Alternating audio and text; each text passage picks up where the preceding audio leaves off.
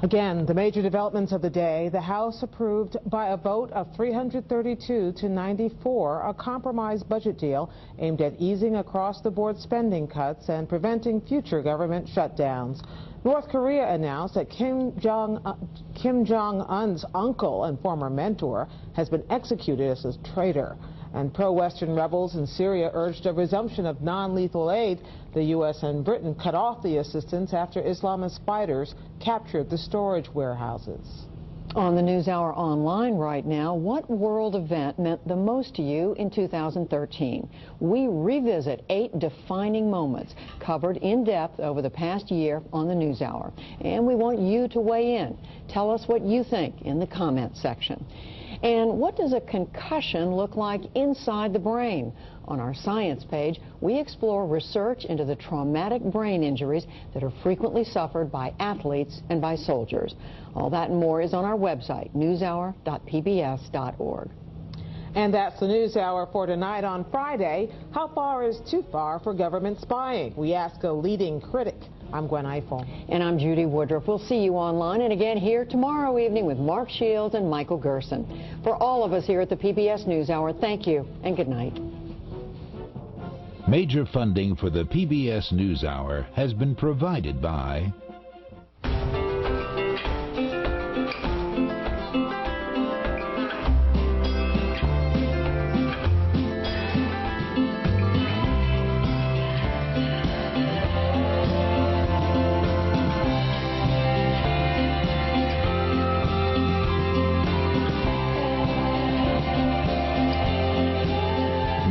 economy for 160 years. BNSF, the engine that connects us. United Healthcare, online at uhc.com. Support also comes from Carnegie Corporation of New York, a foundation created to do what Andrew Carnegie called real and permanent good, celebrating 100 years of philanthropy at carnegie.org. And with the ongoing support of these institutions and foundations.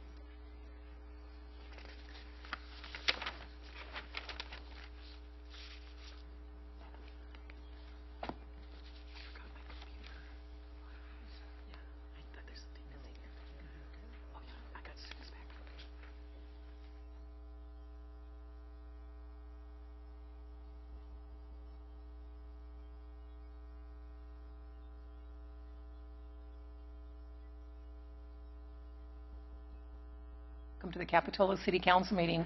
We're really happy to have so many people here tonight to enjoy the evening with us and celebrate a few things.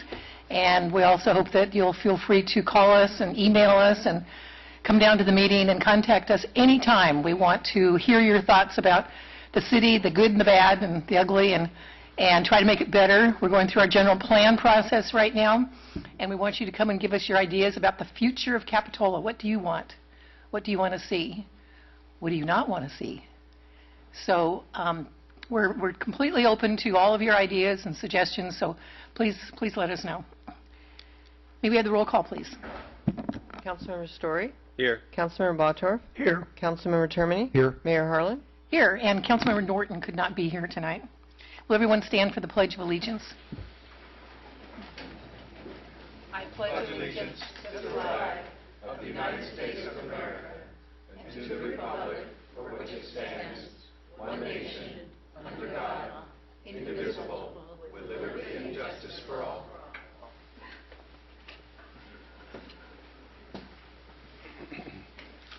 We have a presentation tonight for Etta Mae Schaefer. Carol, if you wouldn't mind escorting Etta Mae up to the platform. While they're making their way up, if the council would indulge, I'd like to recognize some of the people that are here in support of Etta Mae this evening. And if Etta Mae's family would please stand up. Go on up there. Right up there. We'll get you a comfortable chair.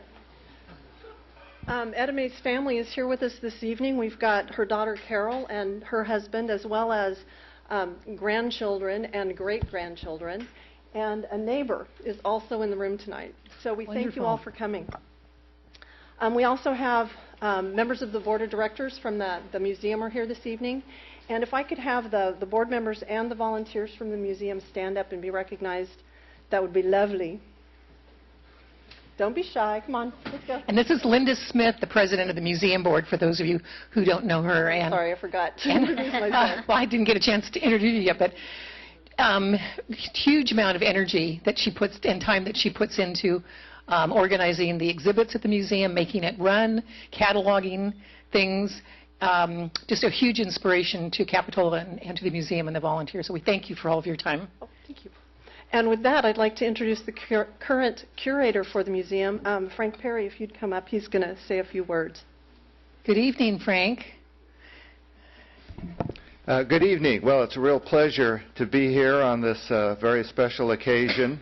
When I first started working at the museum back in July, the first thing that everybody told me was, you have to meet Etta Mae. The museum has, as you all know, all kinds of wonderful treasures from local history, rare photographs, and various other artifacts.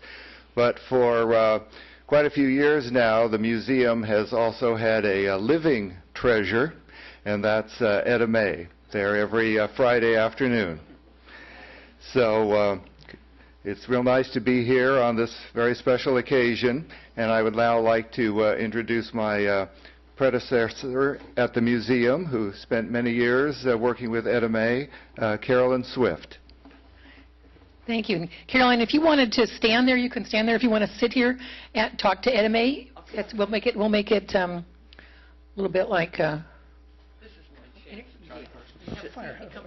Fireside chair. My good friend Etta Mae. First time you've really sat down. That's true. That's true. We're usually passing on the...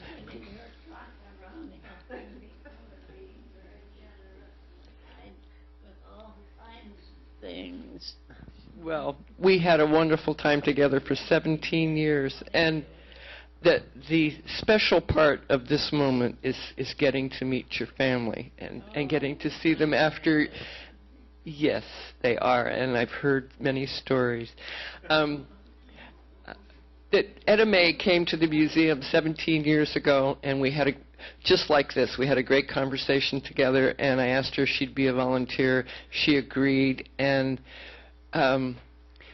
she ended up becoming what we call a living treasure, somebody who knew the museum routine better than anyone else, better than I did, made good recommendations and suggestions, and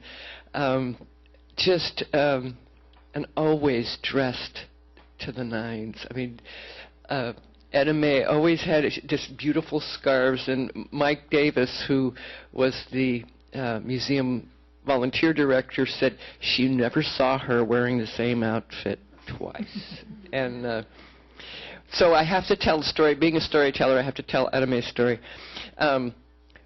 Two things. One woman came in the museum one time. Etta May was going home. I was saying goodbye, and the woman looked at me and she said, "Etta May, isn't that a quaint name?" And I said, "Well, I don't know about that, but Etta May's hardly anything close to old-fashioned. This woman's going out to her car, and she has Etta May on the license plate." And then the woman looked at me and said, "Oh," and I said, "And it's a convertible." And so the woman was like, "Oh," you know, it sort of brought her up short. So I always loved that. And the other, my favorite story about Etta May, and she liked it too, was one day a little boy came in the museum, and he was being chased by bullies. And he came up to Etta May and said, "Can I use your phone to call home?"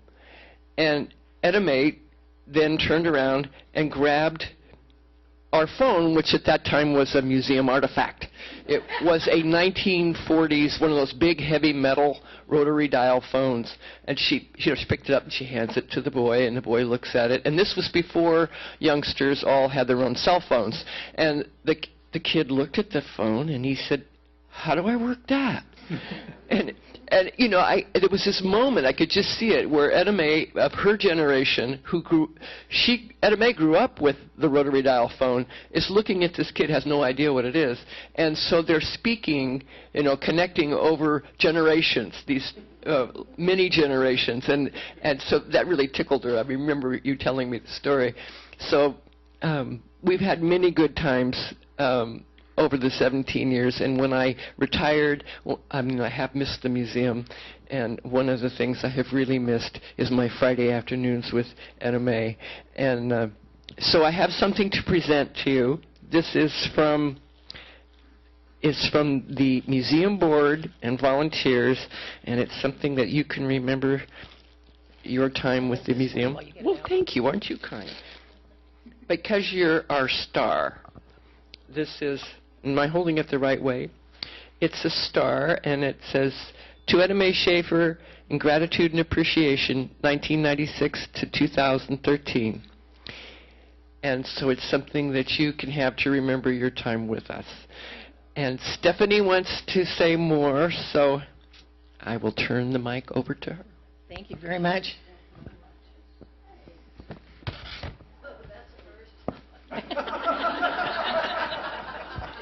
So everyone can see it.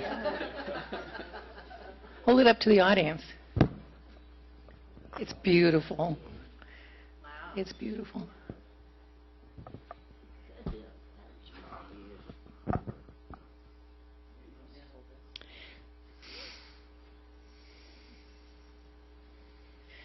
I have a... I open this now. No, a little bit. I have a mayor's proclamation for her. City of Capitola Mayor's Proclamation in recognition and appreciation of Etta May Schaefer for service to the citizens of Capitola, July 1996 through October 2013. Whereas longtime Santa Cruz County resident Etta May Schaefer has served over 17 years as a Capitola Historical Museum docent. Whereas Etta May Schaefer enriched the museum's collection with personal historical artifacts and regular contributions. Whereas Etta May, an ever-faithful docent to the museum, has spent hundreds of hours each year welcoming visitors. Etta May frequently made helpful suggestions on how to improve the museum's reception area and enhance the visitor and docent experience. Whereas Etta May was the museum docent who had her own personal key to the museum, the only docent, Etta May established trust in her duty to become the only museum volunteer with a permanent placeholder in the museum's volunteer schedule, Friday afternoon. Whereas Etta May became a good friend and Friday afternoon companion of former museum director Carolyn Swift. Whereas Etta Mae dutifully drove herself to each and every Friday afternoon museum shift in her immaculate forest green 1993 Chrysler LeBaron convertible. Now, therefore, I, Stephanie Harlan, Mayor of the City of Capitola, on behalf of the entire City Council and the entire city, do hereby acknowledge and extend our deepest appreciation to Etta Mae Schaefer for 17 years of service to the community of Capitola and the Capitola's Historical Museum. And we thank you very much.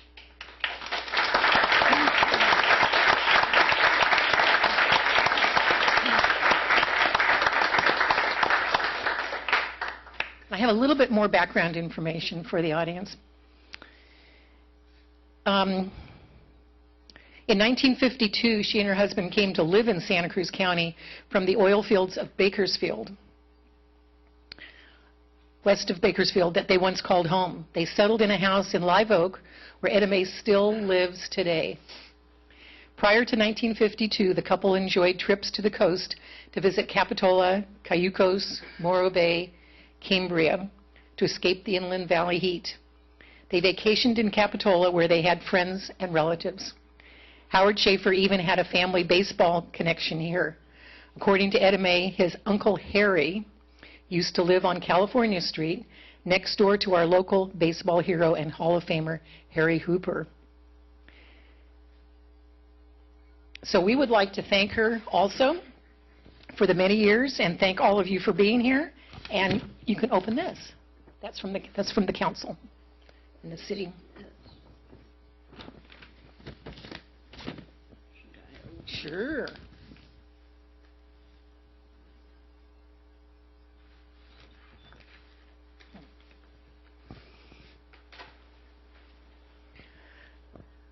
Where's all the family from?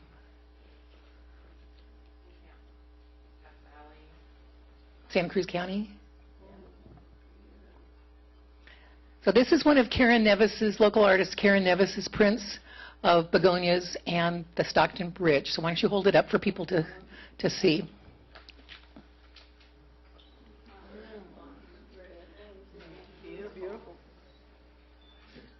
Let's show it to the council.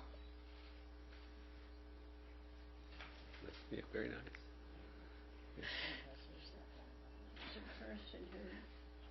Karen lives here in Karen Nevis lives here in Capitola.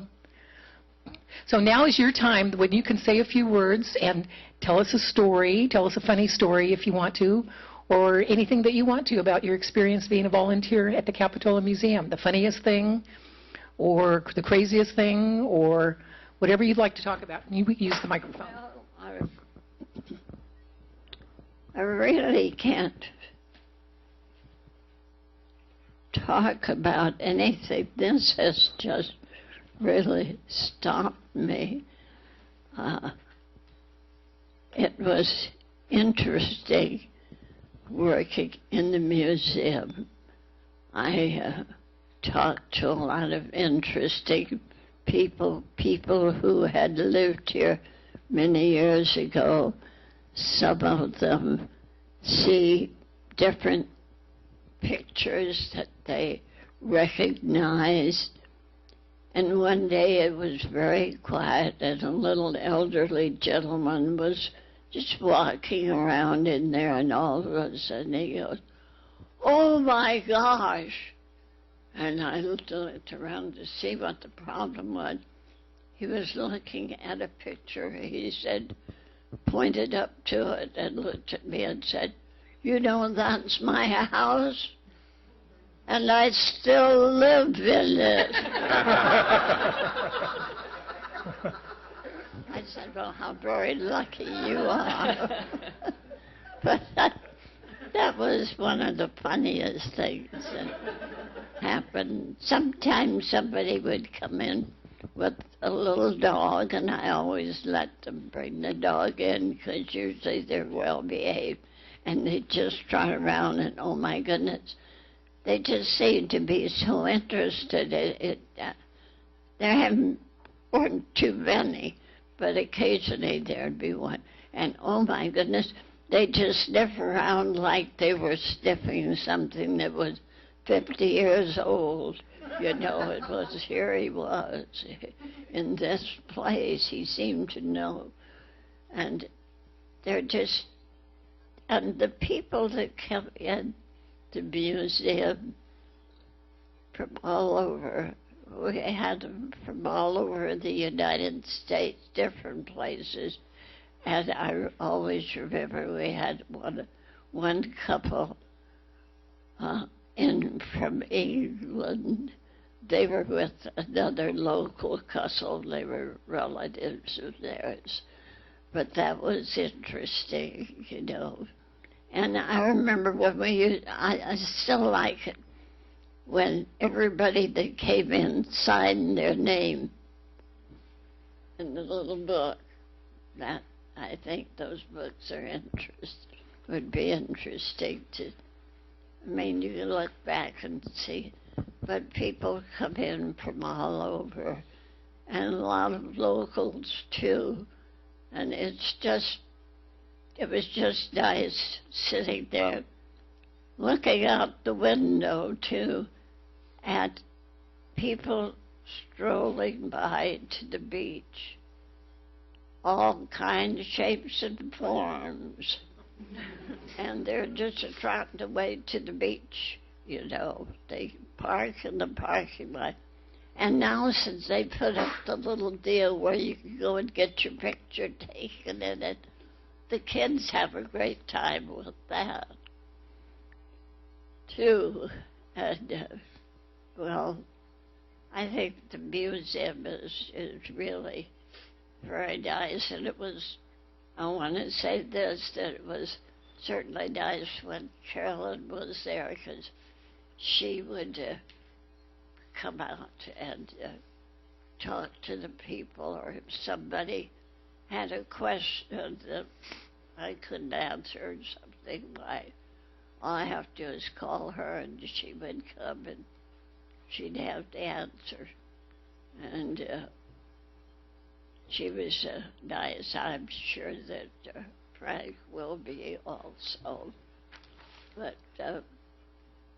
it's best if, I figure, if the director is there when the museum is open to the public, because a lot of times people ask questions that a volunteer doesn't know anything about, and someone can answer them if they're a director there. And that would be nice if the director, I don't feel the director should be there when the museum is open. And I enjoyed working there.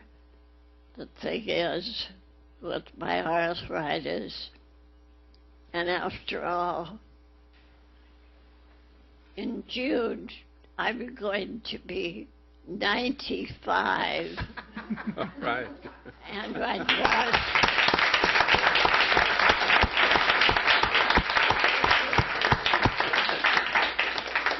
driver's license will be up, and I wouldn't even attempt to get any. Because I know I wouldn't get. So I'm just, anyway, with my arthritis, I couldn't. And so I've given up after I had this last situation. But I enjoyed working at the museum and sitting there looking out the window at people coming and going, and people coming in and talking to them, ones from New York or Alabama, or you wonder, what in the world are they doing here in Capitola? They have relatives or they're traveling, you know. And since I haven't been driving anymore, and I have someone living with me, and we go on drives, and I can look now around at my lands, I didn't realize everything was so grown. I mean, the hills have houses in them, and everything that It's so really a crowded area. And on a Sunday, why, my word, the people on their bicycles and their dogs, and the beach is full if it's a nice sunny day. And Capitola is a wonderful place. And it's just a wonderful place. I'm sure everybody thinks that lives there. And I enjoyed being associated with it. But I guess after 17 years, I'm not going to get there. It's too far to walk with my walker. So I'm going to have to give up. So thank you all so much.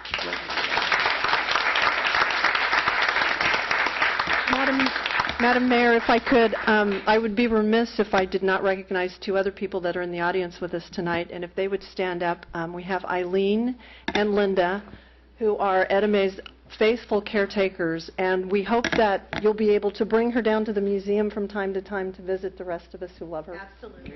Thank you. Thank you very much. Would you like to say anything? Tell me your name.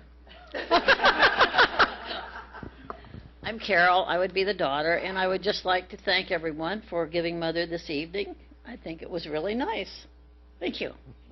Thank you very much.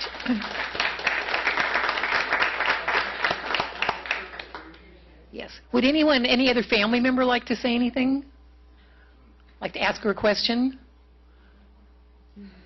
Thank you all so much for coming. This is wonderful. We're going to take a picture, another picture, a couple more pictures.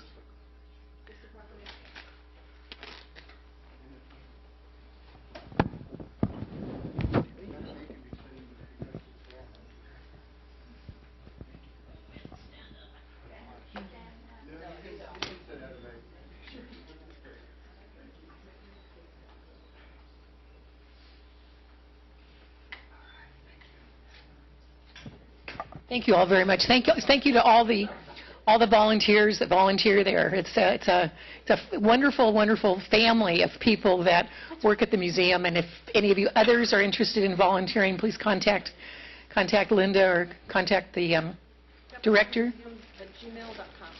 Capitola Museum at gmail.com. And look at the website too. They have a fabulous website. Thank you all very much. This is very special.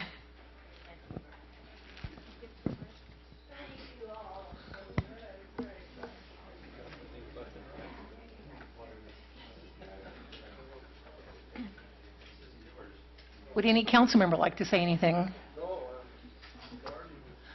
Can't top that.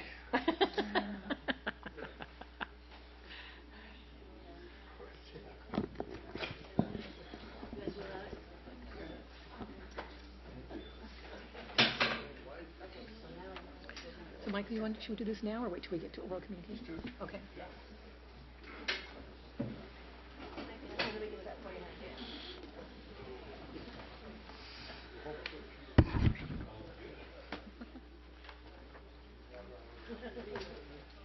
We'll have to put some of those pictures up in the museum of Etta Mae. She'll be part of the permanent collection.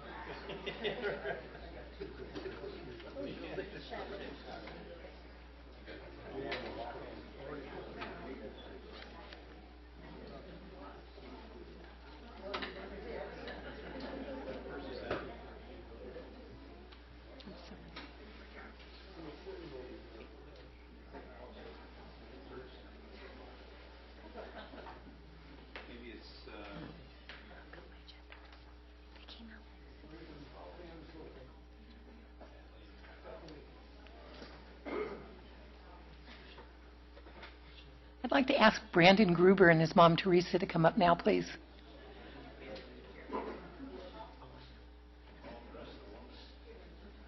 Gee, we should have left the chairs and we could sit down and have another chat. But wanted to introduce you and thank you so much for sharing your art with us. This is Brandon Gruber, who's the artist who did these fabulous pictures that are here in the council chambers for some time. And there's some information about him in the back that you can read about, and also a website if you'd like to buy some things. And we just wanted to welcome you. I know you went to the Arts and Cultural Commission meeting the other day, but we just wanted to welcome you and your family and thank you for everything that you're doing. And it's just fabulous to see such talent.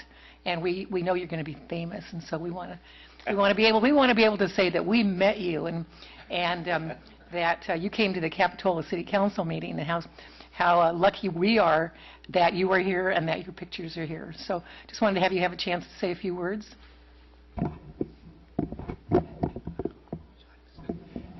I'm his dad, Tim, so I was volunteered. Brandon, as you can see by his paintings, we love to travel. So whenever we travel somewhere, we take pictures, and sometimes they're in our eye, and sometimes they're real pictures, and we bring them home, and Brandon goes to work. And he really has a gift, I think, for colors. Neither my wife or I have this gift, but my grandfather was quite an accomplished artist, so he probably skipped a couple of generations to Brandon, and this is where he finds some great joy. And obviously, there aren't many young adults with Down syndrome who are, you know, as gifted, I guess, and they found their gift, and he's really had the opportunity to explore that gift and been challenged and see where he goes from here. So we just thank you for the recognition. Thank you. And thank you for going to the Santa Cruz City Council meeting the other day, and thank you for being on their youth commission. That's wonderful. Tell us about your colors. You have fabulous colors in your pictures. Well, they're bright and gorgeous. There's several stuff is pretty in, like, my colors that I love. And this is I choose one of those enormous traveling stuff. So how do you select your colors, Brandon, when you're painting? What's the process that you go through with Mrs. Padama? I go through some, like, I go to my own thing, but she gives me on the side and I'm doing it myself. So do you mix all of your own colors from scratch, or are they already there? It's there for me then. I just do it by hand. They're fabulous. Absolutely fabulous. He mixes all of his own colors, washes things out if he doesn't like it. He's pretty much a perfectionist. And they argue, and they debate, and he usually is right. And so she says, right? So Mrs. Padama says. Yeah, we do argue, but but my rate is just pretty good idea to have this talent for my own good and for my rights, so I can have this youth city council member. What are you working on now? Right now I am in Los Cruz City Council member. What, painting or? Yeah. Yeah, the paintings. Which painting did you just finish? I just finished the Bridge of Sighs. Most recent painting. Wonderful. Italy a year ago? Yeah. Last year's. We went there before. And we're trying to decide what your next painting will be. Yeah. Do you sketch it out in pencil first or in charcoal first? I do it with my hands first, then I just go there for that first chance, and I just make my next thing. Wow. And the work. Wow. That's wonderful. Do other council members have any questions or anything that they'd like to say? We had the pleasure of meeting with Brandon. Thanks for coming to the Art and Cultural Commission. We had a good time, and we talked about the paintings and where they came from, and unmistakable the places you've traveled and the pictures that you've done. And there aren't many people, period, with the talent you have. And there's no one who's more of an expert on what color to use than you. Thanks. It's been a real pleasure to have you here tonight. Would anyone else like to say anything? Please come back anytime. And if there's anything we can do to help you, please let us know. And we just love sharing your pictures with everyone here. And we'll follow you and try to support you. We just consider ourselves lucky that you're in our community and that you're here tonight with us. So thank you very, very much. Thanks.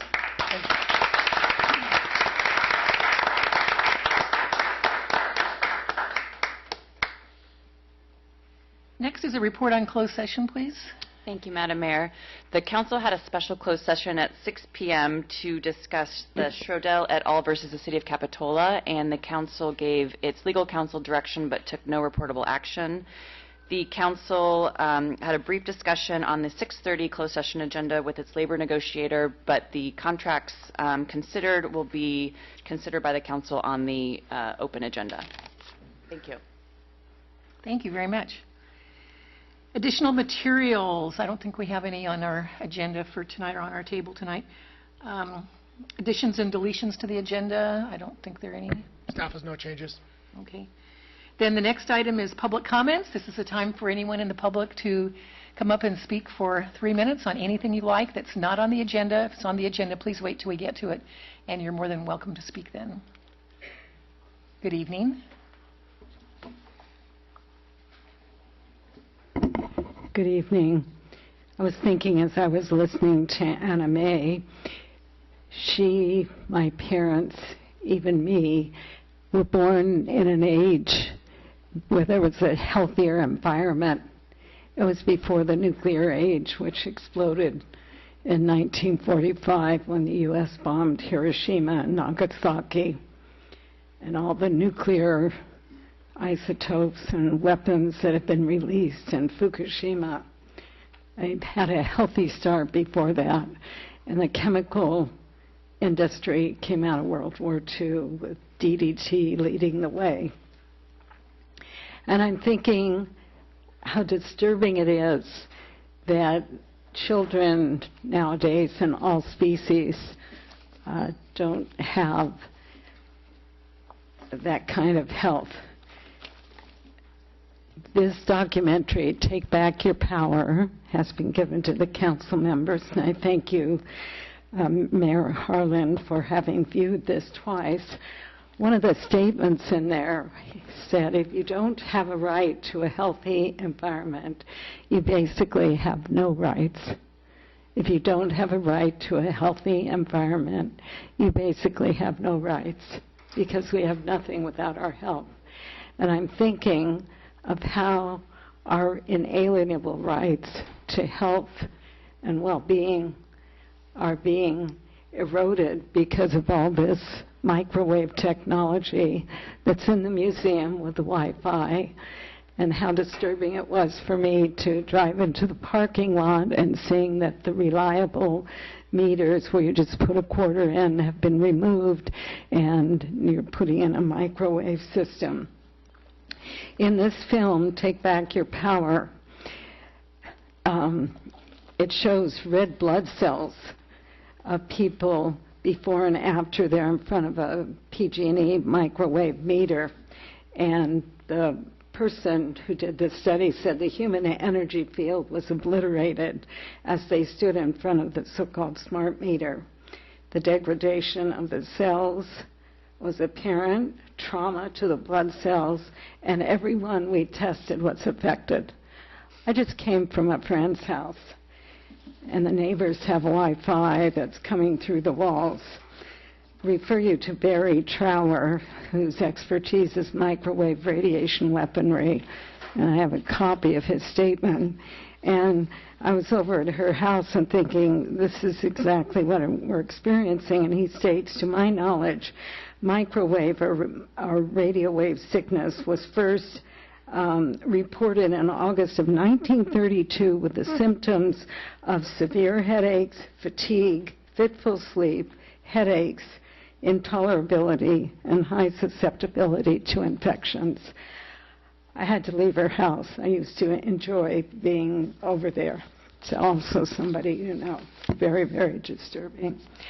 Barry Trower writes that by 1971, the U.S. Naval Medical Research Institute, hardly a radical group, referenced over 2,300 research studies listing in excess of 120 impairments and illnesses attributed to radio frequency and microwave radiation.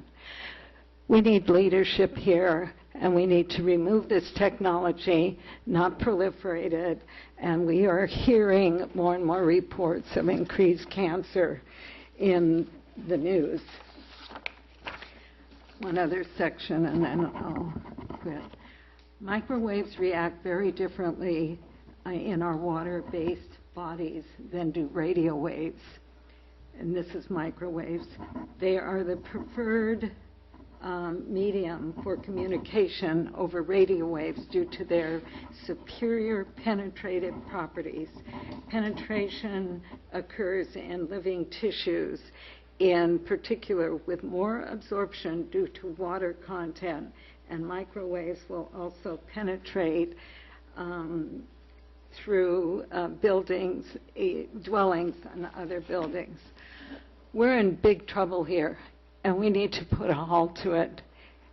I fear for our future and that of our children and all species.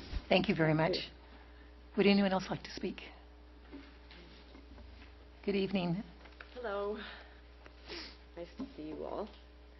My name is Jennifer. Could you speak into the microphone, please? Oh, I'm sorry. You can move it. Yeah, thanks. My name is Jennifer Putnam, and I'm here from Cape Cod, Massachusetts, and this is Ozzy.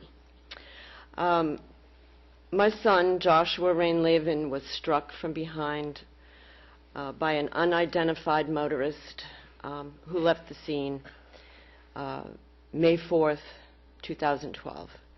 It's still an open case. Ozzy and Josh were riding home to their campsite, and south of Coast Road on Highway 1 is where they were hit. My son passed away from his injuries, and Ozzy made it. He stayed there with Josh for about 12 hours until he was discovered by a couple that was riding their tandem bike to see how safe it was, because they'd been hearing that it was kind of dangerous. And they came across the scene and have now adopted Ozzy. He lives here in Capitola now. And he's a very social dog and a very brave and faithful dog. And he's a Cairn Terrier. He's also Scottish. And I understand the name of the park where you're going to have the dog park is McGregor Park. And that's Scottish. I'd like to offer to help with the dog park. I'd like to do some fundraising here on the West Coast and the East Coast, and hopefully be able to raise at least the $5,000 that you're projecting. In return for that, I'd like to be able to name the dog park after my son, in memory of my son, and of course Ozzy. So, thank you very much. Do you have any questions? Are there any questions? No, thank you very much. Thank you. Thanks for being here tonight. Did you leave your contact information there? Who should I leave that with? Okay, great. Thank you. Thank you very much. Would anyone else like to speak? Then we'll move on to the next item of business, which is the City Council reorganization, which we do every year at this time. And it's time for us to choose a new mayor and a new vice mayor. I would like to place in nominations Councilmember Sam Story for the position of mayor for 2014. Second? Second. Any discussion? All in favor? Aye. Aye. Opposed? Motion carries. Congratulations.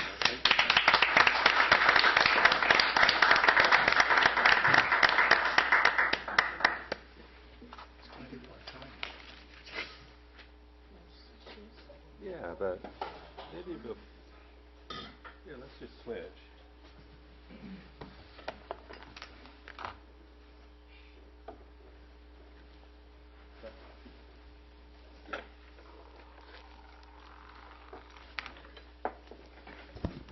For my first order of business, though, I'd like to ask Stephanie to come up here in front with me, because it's going to be my honor to thank her for her year of service as the mayor. Can't do it here, somebody else? No. No. Make everybody else go up Yes. to go Etta May on you. Wasn't she sweet? She's the best. Yes, we're going to do to you, Stephanie, what you've had the honor of doing for everyone for the past year. And so, as I was saying, it is my honor as the new mayor to thank you for your year of service as mayor. I was talking to Stephanie just kind of before the meeting, and I was asking her whether she was glad that it was going to be over, and she said, "No, you know what? It was easy, but I can assure you that being mayor is not an easy task." And I told her, I said, you just make it look easy, because she is so confident, so experienced. She has been mayor of our city 4 times. Is that correct? Tell everybody when, what years.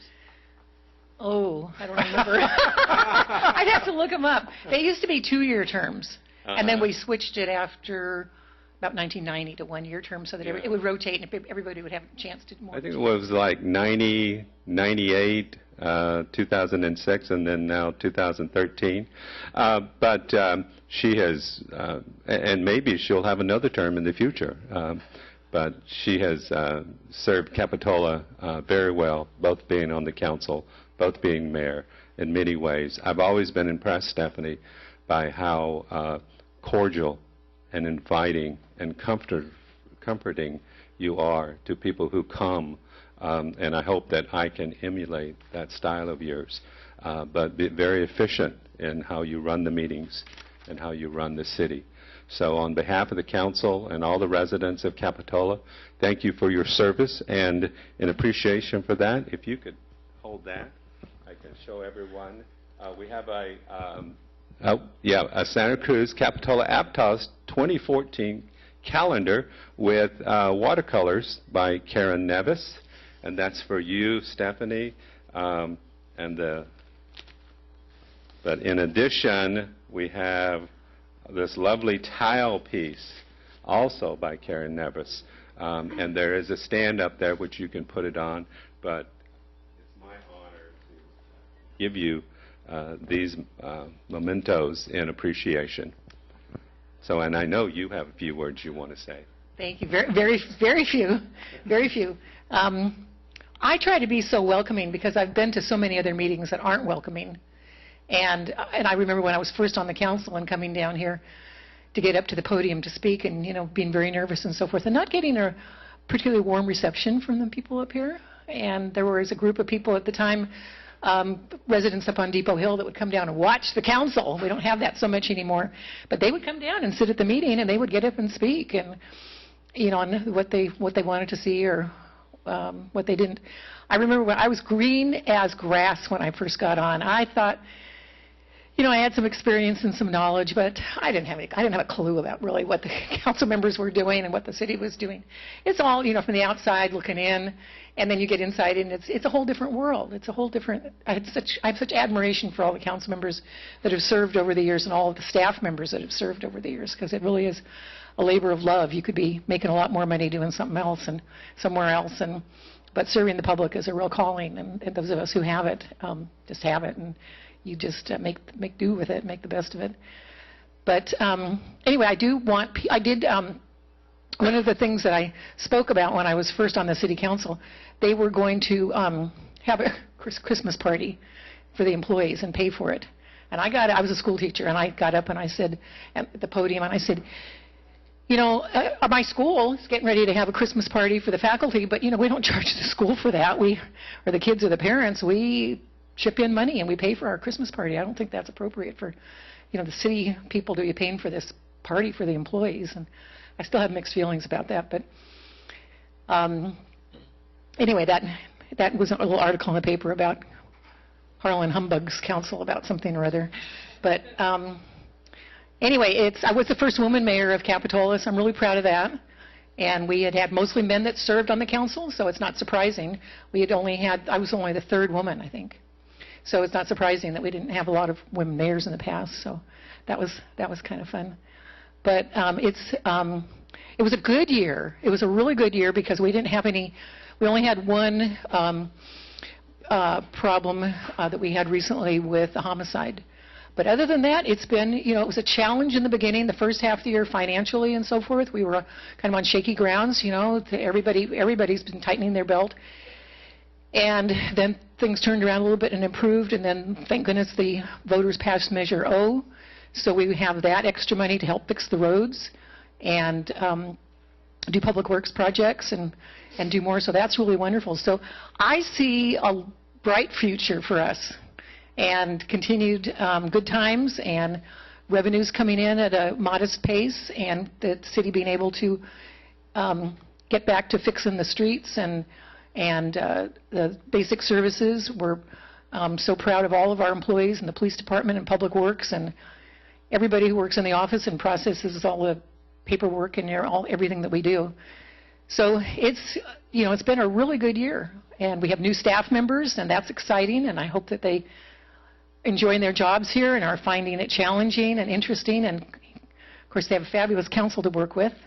And I'd like to thank the council members for everybody's hard work and dedication. And sorry Dennis couldn't be here tonight, but it's a labor of love, and we all love Capitola, and I'm really happy to serve. Thank you.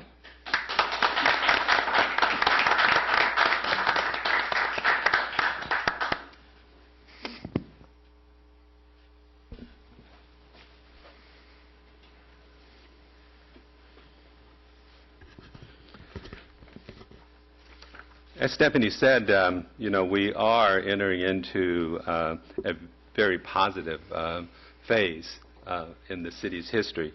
And it's really an honor. It's a thrill and an honor for me to be able to sit in this seat for the second time. I want to thank my friends and colleagues on the council here for your vote of confidence in me to serve as mayor for 2014. I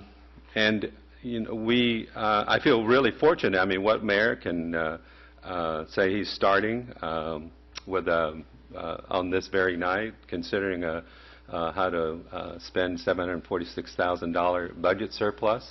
We have the potential for long-term employment labor agreements that would extend for 5 years. We have the approval of our general plan coming up. When I first was elected in 2006, we were talking about completing our general plan. And now here it is 7 years later, and we are about to do that. We're creating a new parking lot in the coming year. We're developing McGregor property as a park. We once again have a robust CIP program. And many other positive conditions for the city. So I feel very fortunate and lucky to be coming in as mayor at this time. But I also know that all these circumstances didn't come about just because of luck. They came about due to diligent leadership, planning, and execution by the council and all the staff. I want to acknowledge the staff and the council members who have worked hard to get us to this place, and I look forward to working with all of you, and as well Christine and Jamie, Chief Rudy, Steve, Sue, Tori, Rich, Lisa, John, and Adair, and to all the staff that, I don't have time to name everyone. I wish I could. But thank you for all your efforts to put us into this position that we're in. And I look forward to working with you to carry out the tasks that lay before us in 2014. You know, this moment is also particularly significant for me because 2014 will be my last year on the council. Talk about going out on top. This is the way to do it. It will be the end of my 2 terms on the council. And really, I have to thank all the citizens of Capitola for this opportunity to be in this seat, the opportunity to have served and first been elected in 2006 and to be reelected in 2010 by a smaller majority, but nonetheless reelected, and being able to fulfill my terms of service as the mayor. And my goal is to carry out all the tasks in front of us in the Capitola way. Accessible, friendly, with an inviting, transparent, efficient, and with an eye to excellence and outcome. And finally, I want to thank my family for suffering to be here even this evening to see this honor bestowed upon me, for supporting me in my public service, and for bearing for 1 more year. And so thank you, Helen and Ruby and Jesse and Julie, for being here tonight, and to everyone there in the viewing audience and in this audience as well. Thank you. It's a great honor. So let's get on with the agenda, shall we? I think the next order of business is for nominations for vice mayor. I'll nominate Dennis Norton. Second. So we have a nomination and a second for Dennis Norton to serve as vice mayor. And all in favor? Aye. Okay. Any opposed? The motion passes unanimously. The next item is City Council, City Treasurer, and staff comments. We'll start with the City Council comments from council members. There's Christmas caroling tomorrow night at 6 p.m. at the bandstand. Any from the City Treasurer, any comments? No comments. Okay. Staff comments. So next we go to boards, commissions, and committee appointments. Item number 9 on the agenda. Okay. Thank you, Mayor Story. And I'll be presenting this item tonight. Each year, around this time of year, it's customary for the City Council to review its appointments to city boards, commissions, and committees, as well as appointments to other county and multi-county boards and commissions. And as far as the city boards, we don't have that many appointments to make to the committees. At the last meeting, the Art and Cultural Commission appointments were made. So we'll need to review the Finance Advisory appointments and also the Reestablish Commission on the Environment. As you recall, at the October 24th meeting, the City Council adopted a resolution establishing the Commission on the Environment, which is comprised of 5 members, 1 being a council member and 1 appointee from each council.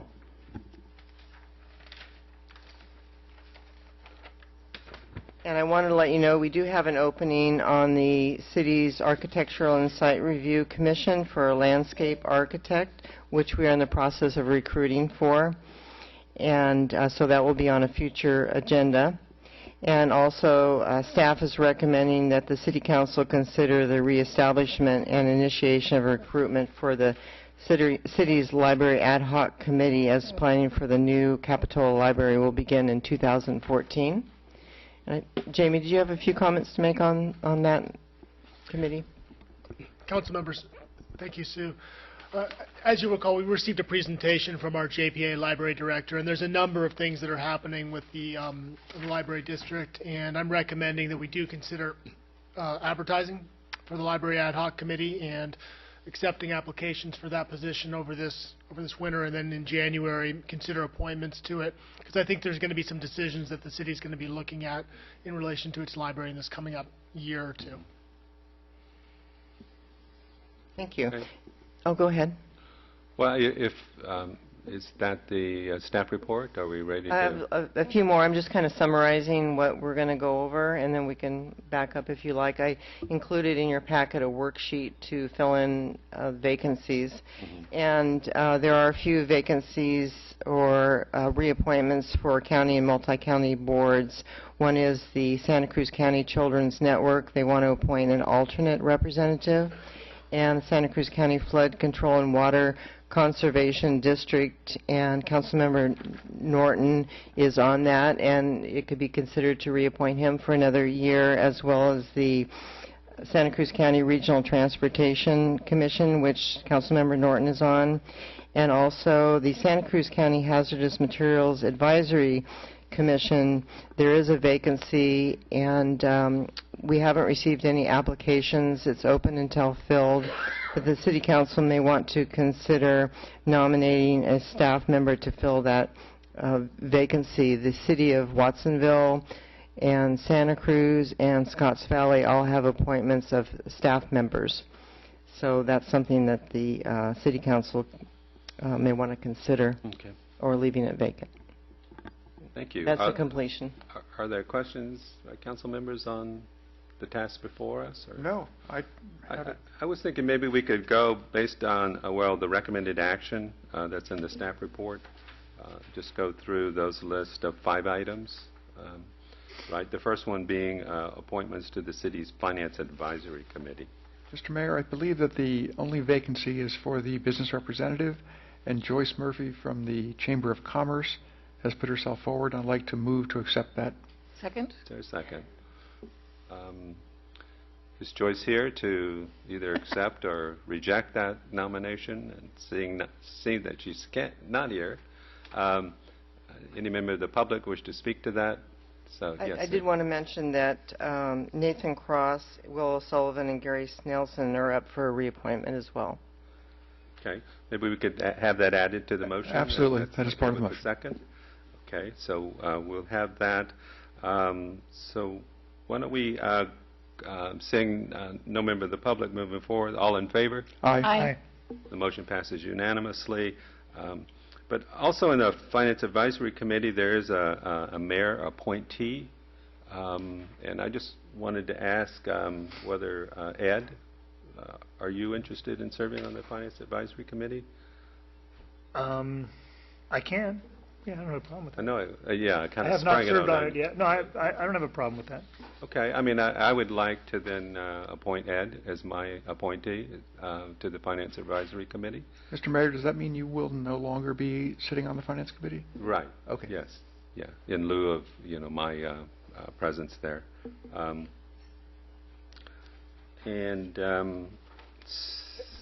Yes. And I assume that means that Councilmember Termini will remain as the council appointee on the Finance Advisory Committee? Right, yeah, that's my assumption that, I mean, he wanted to continue, and so. Okay, it says here mayor, Or appointment vice of vice mayor. So would Dennis be in that spot as vice mayor, and Mike would still be your appointee? Or?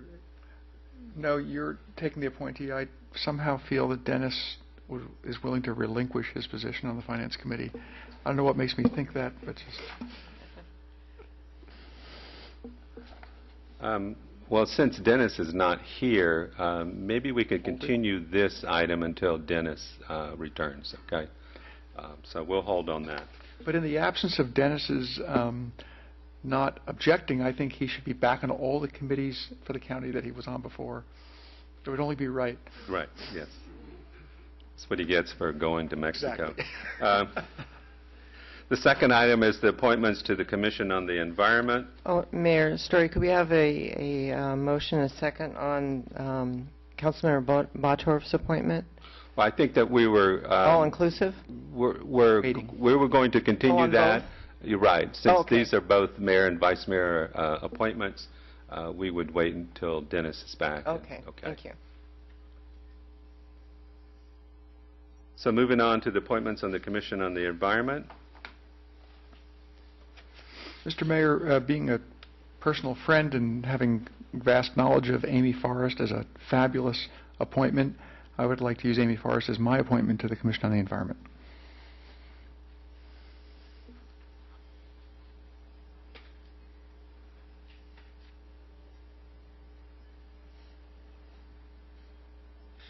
Okay.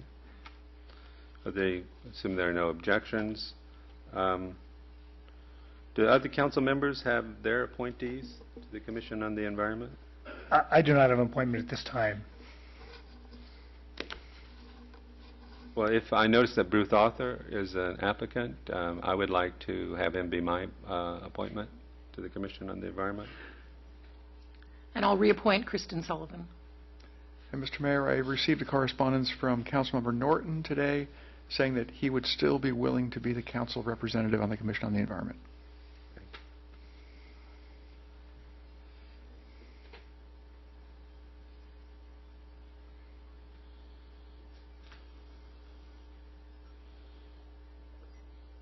So I think that leaves Elizabeth Russell as a council appointee.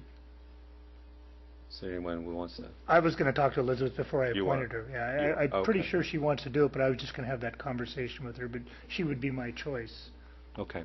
until I confirm that with her. Okay, good. Then Did she we'll- put in an application to be? She did. Then let's go ahead and make her my. I spoke with her at the last AMBAG meeting. Let's make her my appointment.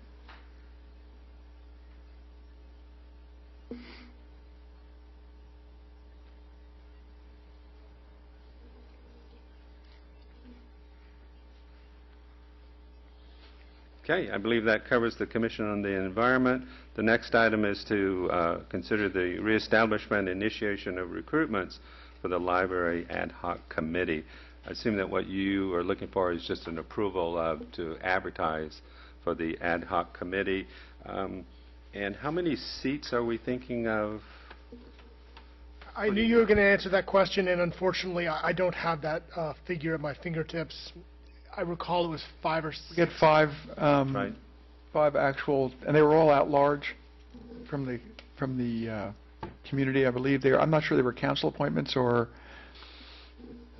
they may have been council appointments, but I would like to move to direct staff to advertise for positions, and that would work whether they're council appointments or not.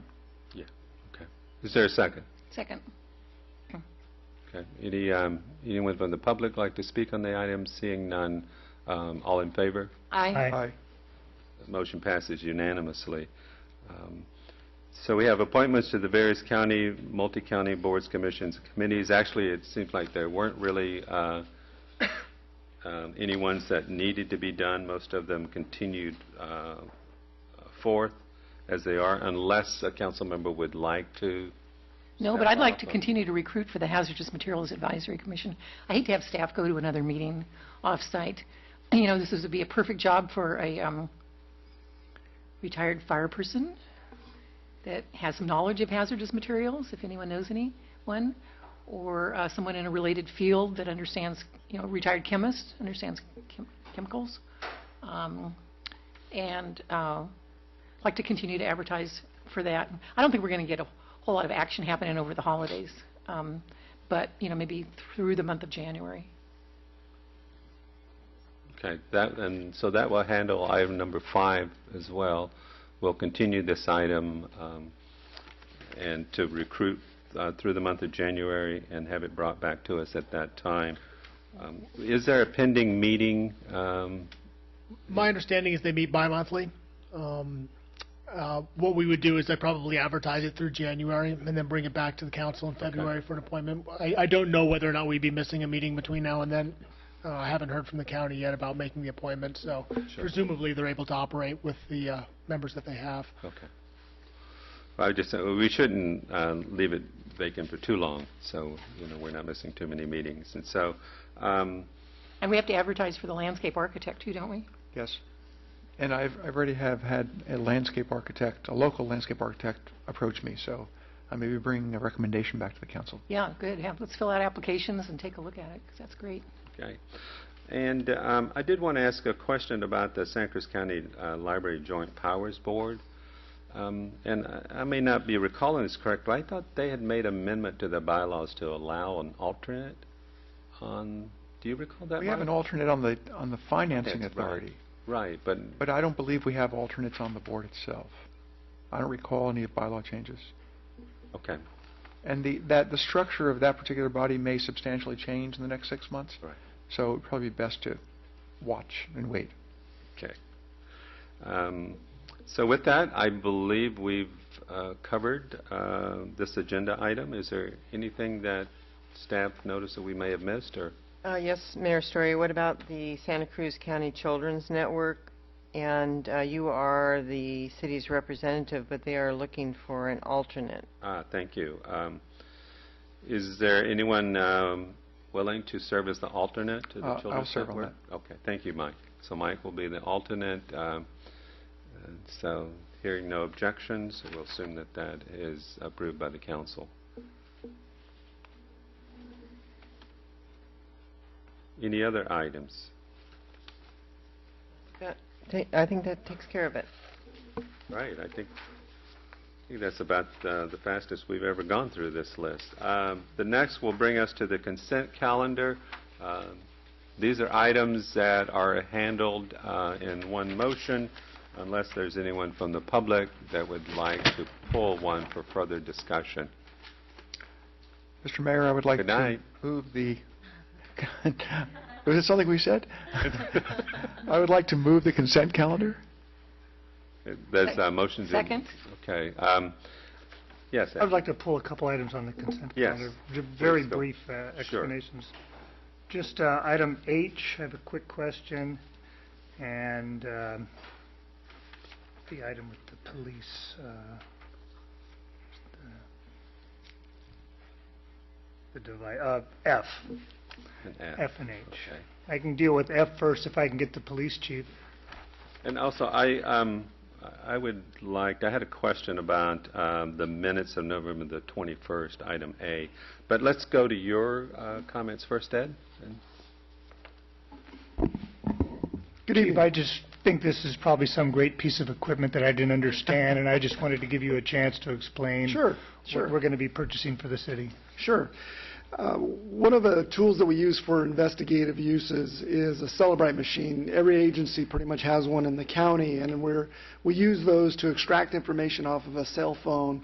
Once we obtain the warrant information, we can then get deleted items that are sent in homicide investigations. That was very critical in our recent investigation.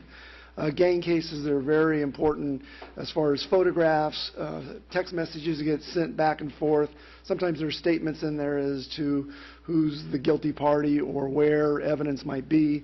And so that piece of equipment is what we use to extract that information.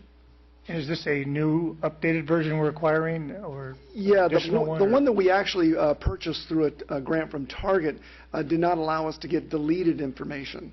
And so this is the upgraded piece of equipment that allow us to do that now. Thank you for that presentation. Yep. Any other questions? Okay. Well, not for you, Chief. But I think you, H, as well? H had a quick question. Trash queen. Trash. This rate that they're applying for, this is something that they're entitled to. Is this similar to us reopening our contract, or is this just something they're entitled to? This is what they're entitled to. So in our agreement, every year they're entitled to the CPI at the end of the year for a rate increase. And so, but we do have, even though it's in our franchise agreement, we do have something in our ordinance that does say we have to bring it for adoption each year, which I think I'm going to come and bring a cleanup language for you. The reason I brought this up is that just looking at a foot in the door here, because I know when we did recently, I think last year or earlier this year, we renewed the contract for 4 years with them. We did. We extended it about a year ago. Yeah. Right, it was a year ago. And what I didn't like in that contract was that they have a entitlement to not allow any other large dumpsters for people to use in town. And I was wondering if there's any way we could get a provision that would allow our residents to get their own large dumpsters, and if this would be the opportunity to put that language in there. We can certainly ask them if they would be willing to reopen the contract, although there isn't a provision in it today, but maybe in good faith that they would be willing to reopen and to talk about that issue. I'm certainly willing to approach them. I just wondered if this was an opportunity to do that, or maybe not. It is not. Okay, no. Then that was the answer. But I'm very interested in that as well, and we might ask them not just willy-nilly bring a dumpster to your house. But if someone has a building permit in good standing with the city, very often the general contractor has a dumpster in their possession that they use, and they're stopped from using it because we have this, we have the monopoly. franchise agreement, right? That So gives perhaps them- that could be something that could be written into it so that it's not just anyone getting a large format dumpster, but if they have an ongoing construction project, it's up to them. They can go to our trash company, or they can use their general contractor. Sure, I'm more than happy to see if they'd be willing to come to the table and ask. It was more or less whether this was a legal opportunity to do that because this was related to that. That was the question. Okay. Thank you. I think we've asked them in the past, and they were not interested in I- opening that up. But we had an occasion where there was an emergency one weekend, Right. and a homeowner called me and said, I need to get this stuff out of here. I've had a flood or whatever. And they did call somebody, and they were in and out of there on the weekend. And when they couldn't get a hold of, it was before Green Waste. Right. And so I think if it happened occasionally, they'll look the other way. But it's worth asking. That was all it was just an ask. Thank you. That's all questions I had. Okay, thank you. So we'll consider that direction to staff to have that conversation with Green West and hopefully bring us back something. It's not necessarily related to the agendized item. I would like to ask about item 8. Ed, you're good then? Completely done. Okay. Thank you. All right. The minutes of the joint City Council Planning Commission meeting of November 21st concerning the general plan. And my reading through, I know we're trying to do just action minutes and keeping them brief, but that was a pretty significant meeting, and there were 5 major topics that we discussed. None of them are identified in the minutes. And so I just wanted to ask whether, since the general plan is going to be a long-standing document, there may be appropriate to have some references back to that actual meeting on the topics. And so where would people go to, if they wanted to do some research about what was actually spoken there, what was it meant when we talk all that discussion about the floor area ratios and so on and so forth? Mayor Story, they could go to the website. The video is online, and they could see the discussion and the outcome of those various topics. And it will be there for 20 years, or the life of the general We do plan? keep the archived videos for a long time. They're usually available on the website, I think, for about 3 years. But we do have them available if a member of the public would like to go back beyond that time. Okay, I think it would still be nice to have at least listing in the minutes here of the particular topics that we discussed, and maybe a one-sentence outcome, and then people can readily refer to that. And then if they wanted to go into more depth, then they would have the official archived video to refer to. Yeah, if the other council members maybe feel the same way on that. Okay, so we'll pull that item and continue it to the next regularly scheduled meeting. And Sure. And so I'm clear on the direction. What you'd like to see, it sounds like, is kind of a summary of the overall topic areas that were discussed, added to the minute. Do you want to see, historically we would do sort of verbatim stories that people, the story of the meeting, is that? Yeah, no, I don't think it needs to be a verbatim story, Okay. but maybe that they were the general topic items that we discussed. There were some conclusions on some. There was some direction, and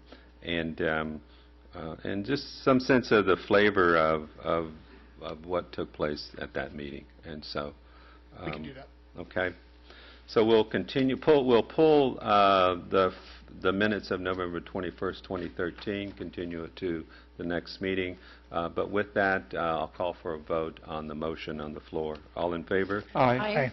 Any opposed? The motion passes unanimously. Which, yes, Dan. Could I just go back to oral communications for 1 second? Sure. Jamie, could you explain to everyone about the City Hall being closed for Christmas week, and what services will be available and what services won't be available? Sure, Councilmember Harlan. As you'll recall, City Hall does close down for the week of Christmas. We continue to offer building inspection services as well as policing services. We do keep a public works crew out there working.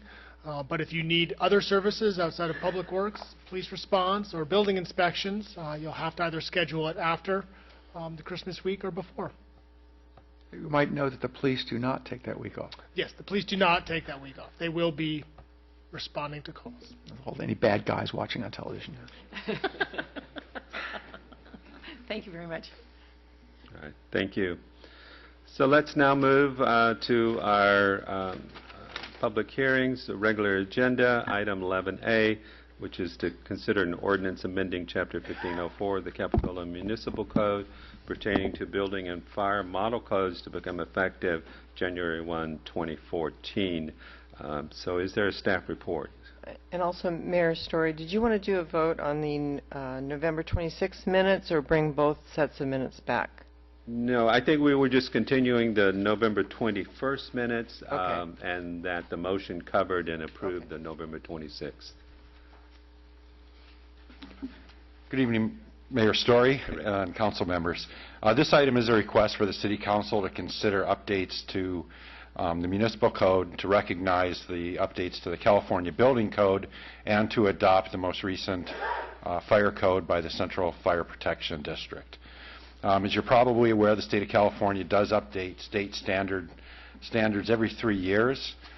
Those apply to all agencies throughout California, so your action tonight would simply recognize those standards as the building codes for the city of Capitola. In addition, pursuant to direction that you provided us in November, we've also added the Central Fire Protection District fire code to the ordinance amendment. So with that, we do have Fire Marshal Devery, Fire Chief Maxwell, and I'm available if you do have any questions related to the updates. Other questions from council members? Hearing no questions, I'll open it up to the public or any members of the public that would like to address the council on this item. Seeing none, I'll bring it back for council deliberation and action. I will move the staff recommendation. There's a motion to move staff recommendation. I'll second that motion. There's a second. I feel like an auctioneer. Going. So, no further discussion. I'll call for the vote. All in favor? Aye. Motion passes unanimously. Which would bring us to item B, which is a received budget update and allocation of fund balance for fiscal year 2012-2013. Recommended action is to receive, update, and approve the budget amendment. We have a staff report. Tori, I see you coming up. Good evening, Mayor Story, Council. I wanted to provide an update on the budget, and also the City Manager will provide some recommendations on how to allocate the remaining fund balance. Just to provide an overview, in the beginning of fiscal year 12-13, we had a fund balance of $553,000. Council approved a $350,000 transfer to reserves, and we had a $200,000 clawback to the RDA. Once those items were paid, we were estimating that we'd have a $80,000 residual fund balance. Moving into fiscal year 12-13, we've seen that our sales tax and our TO tax revenues were performing better than anticipated. We came in $249,000 greater in reoccurring revenues. Also, through a concerted effort of salary savings and staffing vacancies, we saved $200,000. In addition, there was contract savings in the Police Department, Finance Department, and Public Works departments. We also had $40,000 savings in supplies. Moving into this current fiscal year, what we're seeing right now is TO trends are really trending positive. If you look over month, you can see that we've increased through TOT revenues by $120,000. We've already recognized 59% of our budget. So while we're still waiting for our sales tax revenue number to come in, which we should receive next week, we are seeing positive signs in TOT, as well as we are seeing our regular revenues and expenditures trending normally. So overall, what we're going to talk to you about this evening is about we're looking at a fund balance after last fiscal year of an estimated $717,000. And talk to the council a little bit about how staff would recommend allocating that fund balance. In addition, I know that this matter was reviewed by the Finance Advisory Committee, and I believe our treasurer will have a few points to add at the close of my presentation. Overall, big picture is that staff is recommending allocating the uses to a number of different places, reestablishing the city's reserves that were depleted by the economic downturn and the disaster in 2011. In addition, allocating funding to capital improvement programs, debt reduction, and in this case we will be recommending self-financing the acquisition of a street sweeper.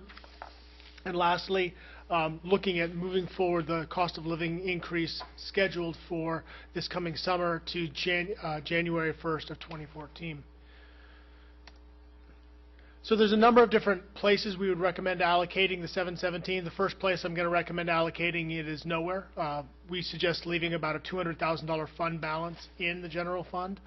That provides a buffer for unanticipated events that occur during the course of the year. We have a $14 million annual budget in the city, and as the council is well aware, there's a lot of moving pieces in it. And rather than resorting to a situation where we end the fiscal year with either a negative fund balance or have to pull out of one of our other reserve accounts, we suggest having a prudent buffer in there is useful to just sort of weather the storm. In addition, it becomes a source for funding unanticipated projects that's probably a little bit more palatable to pull from than other potential sources such as reserves or specifically designated funds. Staff cannot make appropriations out of fund balance. That requires council action, so this is not an account that goes away. This account requires the same level of authorization to expend as any other. And in addition, we just want to highlight for the council that in the past it has been helpful having fund balance to deal with the Department of Finance clawbacks related to the redevelopment agencies, as well as in some years we've had unanticipated legal expenses, and that fund balance has been helpful in paying for those. The next place we recommend funding would be putting funds towards the street sweeper purchase. Originally, the city was planning on doing a 5-year leaseback purchase agreement with a vendor. By self-financing it, the city would save $22,000 over the next 5 years. It would also keep our existing debt ratio at 1.9, under 2%. We would actually structure it as a lease between the general fund and the gas tax fund. Really, that would be for our purposes to maintain as much funding as possible in the general fund. But at the end of the day, it would save the city $22,000 and provide more flexibility in the use of the funds down the road. Staff also recommends allocating $150,000 of this to the reserves. This would be in addition to the allocation that we have made already with our Measure O funds. This shows you the on a go-forward basis, the schedule for funding the reserves. If you make the allocation of $150,000 this evening, we would be making a $450,000 next recommended funding into the reserves for next fiscal year, and then we would recommend $300,000 in 15-16, which would completely fund our reserves. So by making the allocation tonight, we would be getting to our fully funded level earlier in 15-16 than we would have otherwise, making more funds available for other types of capital improvements. If you make this allocation, we will be closing this year with a $2.2 million balance in our combined contingency and emergency reserves. We're recommending allocating $150,000 to CIP projects. Unfortunately, and the Public Works Director is here this evening, and he can discuss this if there are questions. Some of the retaining walls, the existing retaining walls in Pacific Cove, when we started construction, were discovered to be in worse shape than we originally thought, and has resulted in some change orders. We are recommending allocating another $100,000 to the Pacific Cove parking lot construction project. We hope they won't all be used. The schedule is for the project to be wrapped up in the next 4 to 6 weeks, and what we're recommending is making this allocation so that if there are change orders, we can get the project done and don't need to reconvene the council to allocate more funds to make it happen. We're also suggesting an additional allocation to the McGregor Park improvement project, which would bring the total available for construction to $150. You'll recall that we saw cost estimates last month for the basic infrastructure for a project out there, and they were running a little bit less than that. We're suggesting a $150,000 level will get us a project done based on the information we have available today. And then at the last couple of meetings, we've heard council members talk about sidewalk projects on the Esplanade, on Capitola Avenue, as well as Councilmember Harlan has talked about trying to do some landscaping on Kennedy Drive, and we would recommend allocating the $15,000 either for one of those projects at the council's discretion. Lastly, we would recommend allocating $76,000 to adjust the employees' COLA.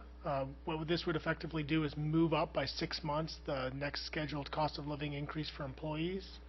All the groups have agreed to this, and those with contracts that were expiring in 2015 in exchange for taking this have agreed to extend their contracts for an additional 3 years, which would take them out, would mean all the city employees would be under contract through 2018. In addition, I want to stress how important this would be in terms of relations with the employees, and that the employees have been integral in helping the city manage this most recent economic downturn. They've been incredibly cooperative in foregoing raises, as our police officers have done. They've increased their efficiency and reduced overtime pretty dramatically over this last several years. All groups have accepted furloughs during this period of time. All groups have accepted no raises over the last 2 years. And today, the take-home pay for our miscellaneous employees is actually less than it was 7 years ago. So we would recommend that this would be a wise step and would help buy us another 3-year contract extension with our miscellaneous employees. So overall, if you take staff's recommendation, the $717,000 in fund balance, we would now be projecting a $201,000 fund balance by making the allocation of $140,000 for the street sweeper, $76,000 to adjust COLA, $150,000 into the reserves, and $150,000 into the CIP. Staff is available for questions. Questions? The $15,000 for the street improvements, that's above and beyond the crosswalk improvements at Stockton, correct? Yes. That's already been budgeted. Yes. Excellent. We do anticipate, you'll recall, $150,000, I believe, went into the crossing at Stockton. Right. Staff has indicated that we believe that the project will come in for then less than that. So we do think that there will be some residual in that account that could be available for other sidewalk projects. Perfect. I just want to make sure that didn't slip through the cracks, so to speak. I have a question for Public Works Director.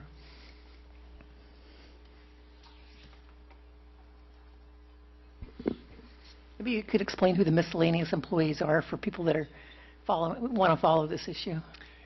In general, in the city, as the council is aware, we have 2 groups of employees.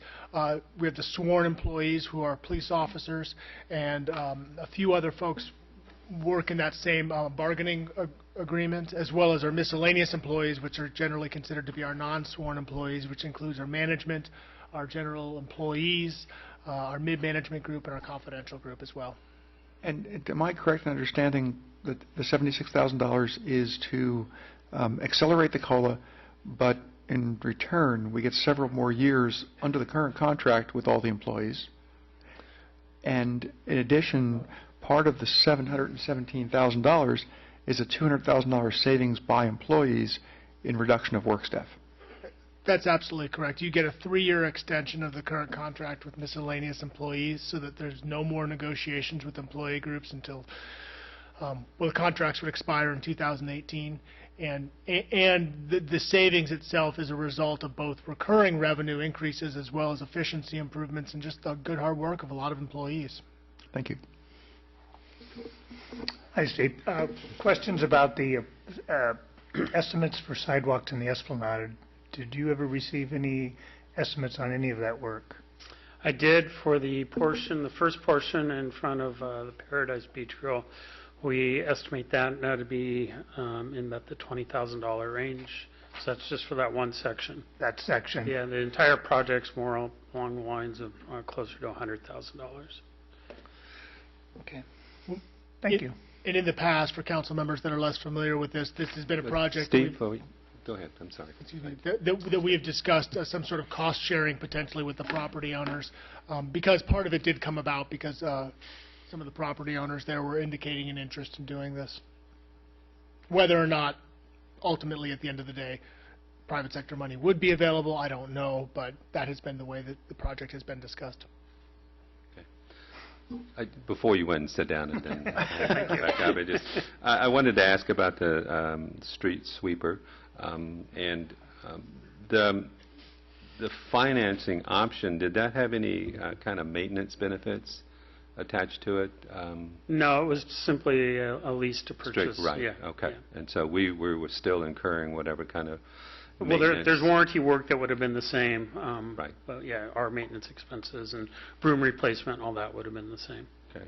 On the back end, 6-year life cycle, that seems kind of short, but maybe not. But what, so we own it, we use it, what happens? I mean, how do we basically get rid of it? Or does it have any residual value at that point? The last time when we bought the current street sweeper we have, our older, the one we were replacing at that time, had no street value. So, we weren't able to sell it. We were able to, we traded it for in-kind services with a local contractor. He now has it, maintains it. We can use it on an emergency basis as we need. The sweeper we have right now is it's spending more time breaking down than it is operating, and so 6-year life cycle is about right because that machine is running about 25 days a month right now. So it does need to be replaced. This machine we have, we will keep it in spare until some other offer comes along, maybe like the last one, or we'll return it in 6 more years when we have to buy another one. All right, thank you. Mm-hmm. Also, since, McGregor Park is on here, I just wanted to, and hopefully the other council members agree with me, but encourage staff to follow up with Ms. Putnam about her offer. I thought that was very generous, and it would maybe be a nice thing to do to help memorialize the dog park there at McGregor Park and help fund it. So. Staff has been in contact with her in the past, Okay. as well as some other potential funders for other components, and definitely we will be following up with her and had been in contact with her before this evening. Okay, great, thank you. Any other questions from council members? Seeing none, is there any members of the audience that would like to address the council on this item? Seeing none, I'm going to bring it back for council deliberation and action. I just want to I'd like Oh, I'm sorry. to present the Finance Advisory Committee's recommendation. Should I just go down? No, you could. Where you are. Right here. Big boss. Okay. So I'm presenting the Finance Advisory Committee's recommendation as well as mine as the treasurer. We'd like to make the recommendation to allocate the unexpected fund balance towards after a lot of discussion, where do we put it? Do we just sock it into the reserve fund, save it for later? Do we pay down some debt? So what we decided is and supported the decision that the staff came up with about diversifying where we're going to allocate these funds. So we support the 19% going towards the street sweeper, alleviating the annual expense from the lease. 11%, we're in strong support of the COLA adjustment, the early COLA adjustment for the employees. We think it's a long time coming. 21% to the CIP. You guys might remember that about a year and a half ago when we had we were missing some funds from places. We had I forget exactly, but an unfunded area. We decided to move money, and we made the recommendation to move money from CIP to fill this space. And we think it's really fiscally responsible to replace those funds, especially with everything else that's happened. So 21% to that. The Finance Advisory Committee has a concern about the possible $250,000 takeaway from the RDA winding down. So we really feel strongly about keeping the funds in the general fund as well as in the reserve fund. So we hope our recommendations add value to your discussions in regards to the unexpected surplus we have in our balances. So thank you. Great. Thank you, Christy. Yeah. So I'll bring it back now to the council for action. And sitting on the Finance Advisory Committee and having voted for that very recommendation, I'd like to hear what the rest of the council has to say about putting the other 200,000 into reserves as well. It will bring us almost into next year fully funding our reserves. I'm not sure what kind of message we'd send the state holding money that we anticipate them taking away and being ready to write the check to them, as opposed to putting it in reserves. It's not like we're spending it. It's still our money, but it's just one step further away from being able to allocate it easily. Just a thought. No, I'm it's not a legitimate. living or I had dying on that. either one. I was thinking that same way. I'm not. Okay. You know, it could be 6 of one, half dozen of the other, but symbolically, it could make a difference. But how do the other council members feel about that? I don't have a problem with doing that. I would like to see if we could find money for the sidewalk at Hill and Capitola Road that Dennis, I know, is a big supporter of, and some money for landscaping along Kennedy Drive. I think we can do both. We put 10 or 15,000 into each. It's good. So just to speak on that a little bit, the Finance Advisory Committee was a tad bit concerned because I think when we, and correct me if I'm wrong, I think when we move funds from the reserve back to the general fund, if we need to, we need council's approval for that. And we were just concerned the way that would look, pulling money from our savings account to go pay for something else. But so that's why we were saying leave that little cushion in the general fund, or making that recommendation. I certainly understand the council's direction here, and I guess I wanted to just let you know that I don't think that the Department of Finance cares. So I don't think the fact that it's in fund balance or it's in reserves, or frankly whether we didn't even have the money, in the city of Watsonville's case, they will issue their findings and they will do their action. I do understand, and the difference is important to note, is that once it goes into the reserves, it becomes very difficult. Functionally, it's not necessarily difficult. Politically, it can be very difficult to get the money out. And I do think that there's a value in having a little buffer, but I understand the council's direction. I just had one additional item to add regarding the $250,000 successor agency administrative allowance. That particular item wouldn't be necessarily characterized as a clawback. It would be a reduction of revenue that we have in both this fiscal year and next fiscal year's budget. It wouldn't be a takeaway. It would just be a reduction in what we would be receiving. Ed, Yeah, just a couple comments I want to chime in on. Not too concerned about the money in the general fund. If I read this right, we have $2.2 million in the combination reserve contingency fund. That's correct. At the fiscal year end, we will have that much in. My concern is one thing we brought up. There's a couple points I want to talk about. One thing that comes up is CIP projects, and I know that we get together and we discuss projects that we are in favor of and we'd like to do, and we do that in the process of the budget review. And when these other projects come up, I'm not sure if that's the appropriate place to do things. Like, I'm going to bring up the example of the hill sidewalks, okay? Because that's not something that we are in a shared situation with those sidewalks. What I'm trying to compare it to is the Esplanade sidewalks, because this is something that's come up. And the reason what I'm going towards on this is I like the fact that some money is going into the sidewalk fund, because when we did have the general plan meetings and we did hear the public, the biggest thing that they complained about was the condition of the sidewalks in the Esplanade. And that is something that the city manager explained as a joint venture, as opposed to some of the other CIP projects. Am I right on that? Yes, the Esplanade side, we have not necessarily secured commitments from all the property owners, but the way it's been conceived of, it would be some sort of joint venture with It's the presentation that we've been doing, is that it would be a joint project. And what I want to make sure of is what my concern is there's $15,000. Right now there is no money set aside for that.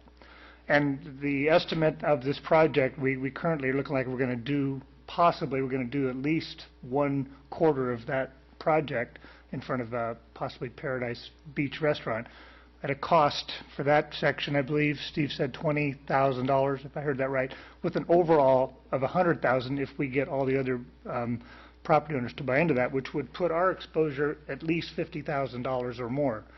And my concern is to have those funds available for that. So I'm not sure because I don't see that money being in CIP, and as we move money around, I would rather have the money available in CIP to cover that proposition than if it meant reducing the reserves by 50,000 to accomplish that, or if it meant reducing the 200,000 that's in the general fund.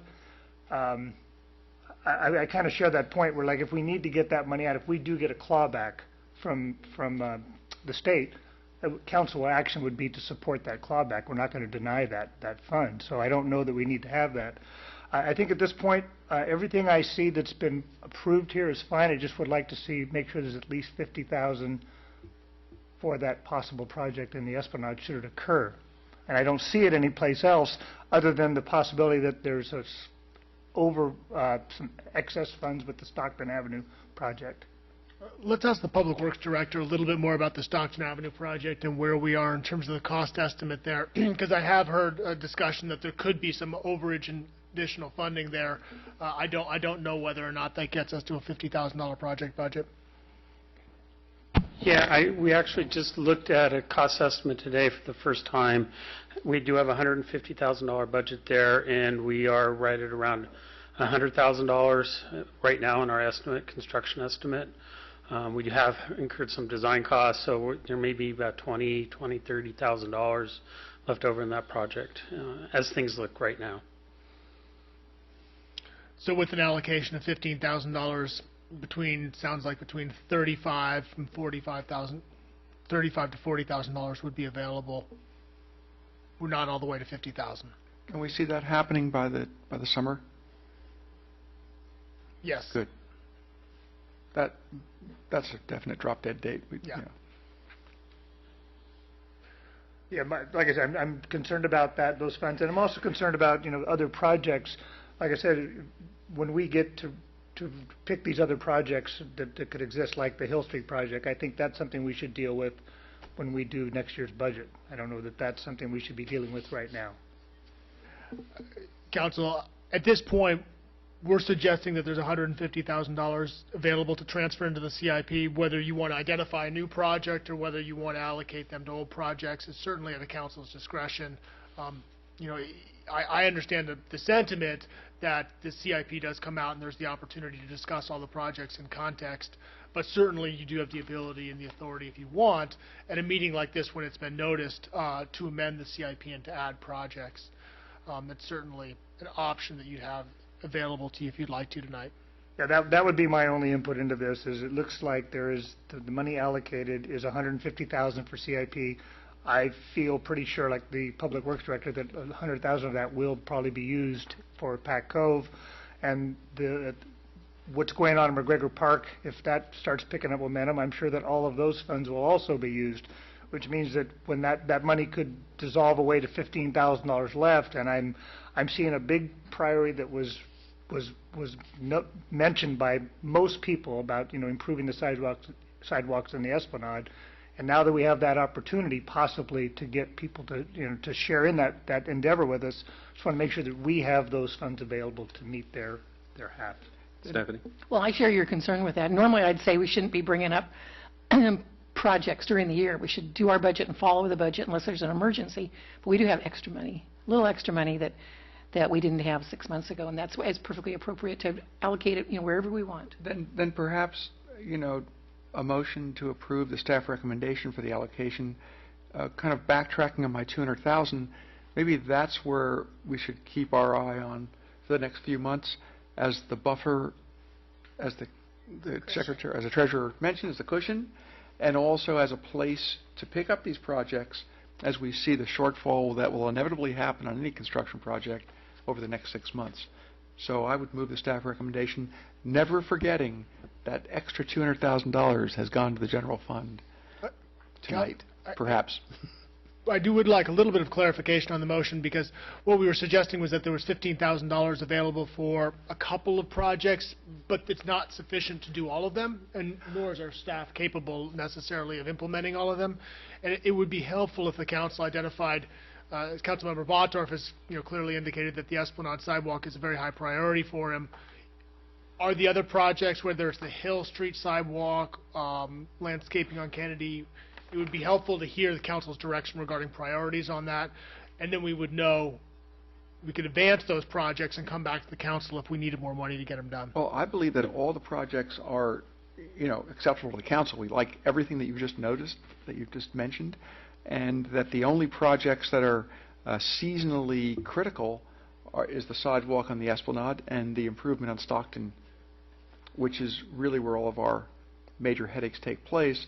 But I heard the council saying that, I don't know, Mr. Mayor, that all of those projects are doable and we want them. And the CIP budget, we've just been pouring money into it. We know you can only do so many projects at a certain amount of time, but that's at least my priority, is getting the two seasonal projects done and moving through the city from there. The outstanding question is, maybe what you're focused on is the sidewalk fund and which particular sidewalk project should be prioritized. Because I'm not sure if we're ready tonight to select or prioritize the Esplanade over Capitola Avenue over Hill Street. I think from my viewpoint, I'd certainly like to see more information, see where the Stockton Bridge Grill improvements are coming out, see maybe how much we have left over, and then consider that as a separate item. And just to clarify, the Esplanade is not a scheduled CIP project, is it? It's right. And so I think there should be some consideration about a mid-year addition to our CIP schedule. And to me, that should be a separate agenda item. And particularly, and those are items that I know Councilmember Norton is really very interested in. So I don't know that we should maybe try to address the priorities on the sidewalk projects tonight. But we do have a motion for the overall recommendations on the allocations of the funds. The other specific CIP are specifically listed, and so those are being approved. So are you okay with that, Jamie? I certainly understand the sentiment. I guess one of the challenges is that one of the property owners we're dealing with on the Esplanade is eager to move forward quickly. And I know he has indicated to me he'd like to build this in January. That was in front of Paradise Grill. Well, let's give him some time to inspire his neighbors to pony up some money too, and maybe February is the time to do it. You're talking about new sidewalk. Making the sidewalks wider. Well, but we also have to have adequate money in the fund to keep the sidewalks clean, or we're just going to have bigger, dirtier sidewalks. So we need to plan for that. I know it's expensive, but it's really important so that we have an Easter break it's really beautiful down there and sparkles. And I also heard that we were only talking, that Steve said to do the entire Esplanade would be more like $100,000. Well, from Zelda's back to Stockton, the stretch where the sidewalks are the narrowest, and have the most number of people walk on them. Okay, so we're only talking about those portions of it. But just brings me, I think that there needs to be a more fleshed out report and analysis about that particular sidewalk project. And we can certainly accelerate it. I mean, if there's eagerness to do it quickly, and if we can do it efficiently, let's move on it. But I don't think that, I'm not prepared to prioritize sidewalks tonight. Okay. So that's why I left the $200,000 where you wanted it, so that in the next meeting in January we have a little more flexibility. Here's my suggestion then, is that it sounds like we have the one property owner who sometimes likes to move forward very quickly with projects. And if we can put the $15,000 into the sidewalk fund, it sounds like that could be available to a match if hell-bent on moving forward with his smaller portion of the sidewalk in the near term. I would just hate to see that the opportunity come and go there. And then in January, what we'll do is return to the council with sort of a more comprehensive description of what the project could look like. But with the allocation of the $15,000 into that fund, there'd be the $10,000 if necessary, just to pick up that train before it sails. Well, I don't want to see us do a section of sidewalk just in front of Paradise Grill. It is not money well spent. It is not efficient construction-wise. And if we're going to do it, let's do it. Okay. Yeah.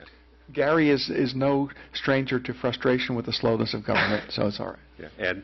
Yeah, if I may add, I want to clarify that, I agree that we should not add mid-year CIP improvements, and that's not what we're talking about here. What we're talking about is we have excess funds which we're we're delineating into the CIP program. It says here our recommendation is to put $150,000 into the CIP program. If we put it in there, it's like it should be co-aligned with some projects, which it is. It's identified on us as a recommendation. If I'm reading this presentation right, that $150,000 is to go in CIP, of which the staff recommendation is $100,000 to cover the overruns on Pack Cove, which obviously I think that's a great place to put it. And then it comes down to the remaining $50,000 and how we're going to distribute that.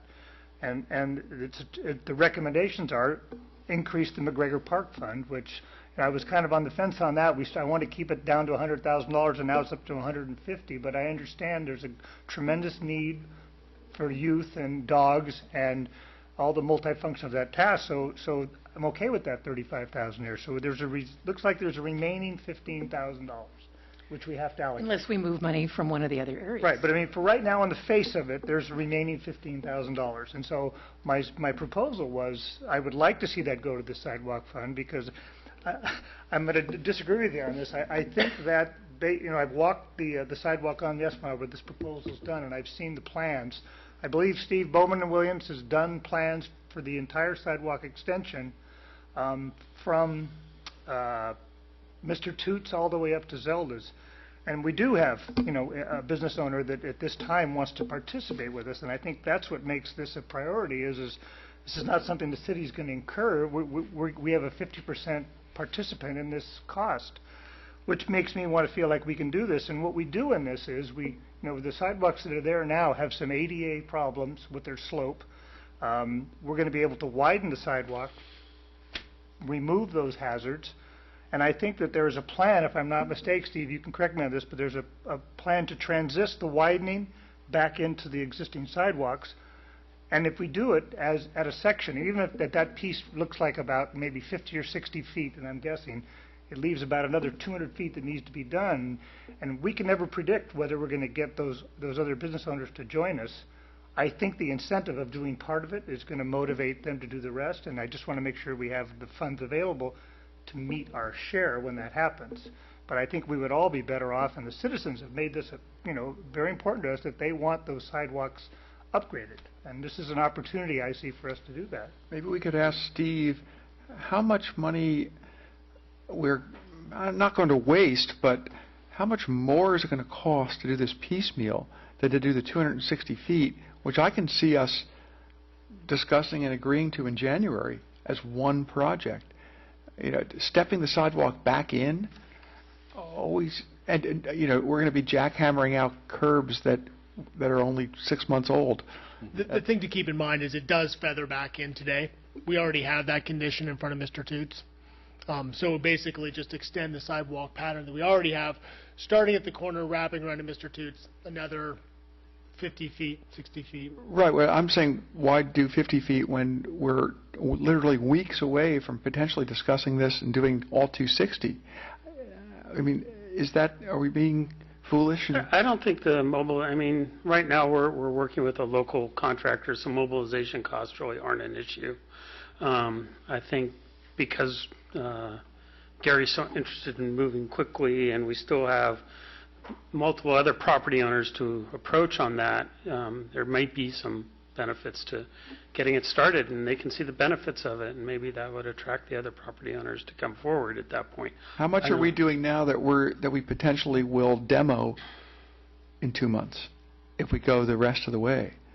You follow what I'm saying? I think it would just be the transition that we'd have to go between the two sidewalks. It's not, we would lay it out. We have the design for the whole sidewalk. Right, exactly. And we'll build it to there, and then we'll build a little transition that would have to come out. But whenever I hear jackhammers, I hear money being wasted. It's just, But I do think there's the opportunity to show what we can get done. Yeah, I'm not saying that's not a priority for me. I mean, I really want to get behind this with the money mid-year or in January to do the whole thing. I'm fired up, but Ed, maybe just try to get some clarification Sure. on what you're asking for this evening. Of the CIP 150,000, are you suggesting that 50,000 maybe not be directed to any particular project at this time, and to come back for further consideration, or are you approving, well, it sounds like you agree with the 100,000 to the Lower Pack Cove. Are you agreeing to the 35,000 to McGregor Park and then 15,000 between the sidewalk and the Kennedy Drive streetscape? Thanks for trying to clarify that. I appreciate that. I'm asking to approve the 150,000, to acknowledge that 100,000 of it will go towards the Pack Cove, and that the other 50,000 be set aside, with the priority being McGregor Park and then the sidewalk on the Esplanade. Just the priority being understood that of that 150,000, certain portion is going to go towards McGregor, but the residual would go to the sidewalk fund. That's what I'm asking. Because it lists an option of other projects there. So if the 35, you're saying it's okay to allocate that to McGregor tonight, but if there's some savings in that project, but we won't know that McGregor is months away, right? Mr. Mayor, council members, I think the key thing here to keep in mind is that from staff's perspective, it's helpful to understand the council's priorities. And to the $15,000 allocation, staff is asking the council to put that towards one of the specific projects, and we know that that's a council priority to work on. And there's an advantage to putting it towards the Esplanade that we've outlined, in that there is a property owner who potentially is out there willing to match. May not come to fruition. So that would be one option, which I think is what Councilmember Bottorff is suggesting, is that putting the $15,000 in a sidewalk fund that's available. We can bring it back in January and we can talk more comprehensively about that. If we're able to do it all at once, great. But if potentially we need to move on just the first little piece of it more quickly, we would have the resources and we'd understand it's a council priority to make that happen. Mr. Mayor, I think we're drilling down a little too deeply into this. Well, and that leaving maybe getting off the agenda. Yeah, letting CIP just have that 150 out of this 700 plus and step back from it from here. Just, let's go that far tonight, and when we have a full council and we have the plan fleshed out more, we'll be able to more adequately address the sidewalk on the Esplanade. Okay. And that sidewalk project could take any bit of that 150 we're putting into the CIP. Right. I'm just addressing the question that's on our agenda here. The city manager asked the question, do you, in addition, council could consider allocating to one of the following projects? And I'm just asking that the one project be that or the other. I'm just answering trying to answer the question that was asked of staff. That's all. Right. But I read it as one of the following: sidewalk fund, Kennedy Drive streetscape.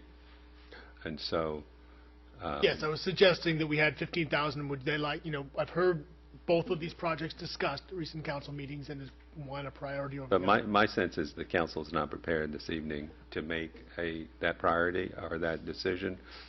Stephanie, are you willing to give up the Kennedy Drive streetscape?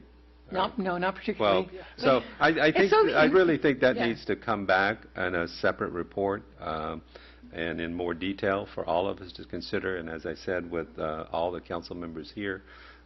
So with that, I think there was a motion that Mike made. At the council, at the staff's direction, the allocations as they're laid out before us. And if and when, it's not part of the motion, but if and when we decide to bring forward an Esplanade project, it should be as an agenda item with a full plan as soon as possible. Is there a second? Second. Okay, there's a motion and a second. See, it's been so long, I think I already asked for public comment. So you did. Yeah, thank you. So all in favor? Aye. Aye. Any opposed? Motion passes unanimously.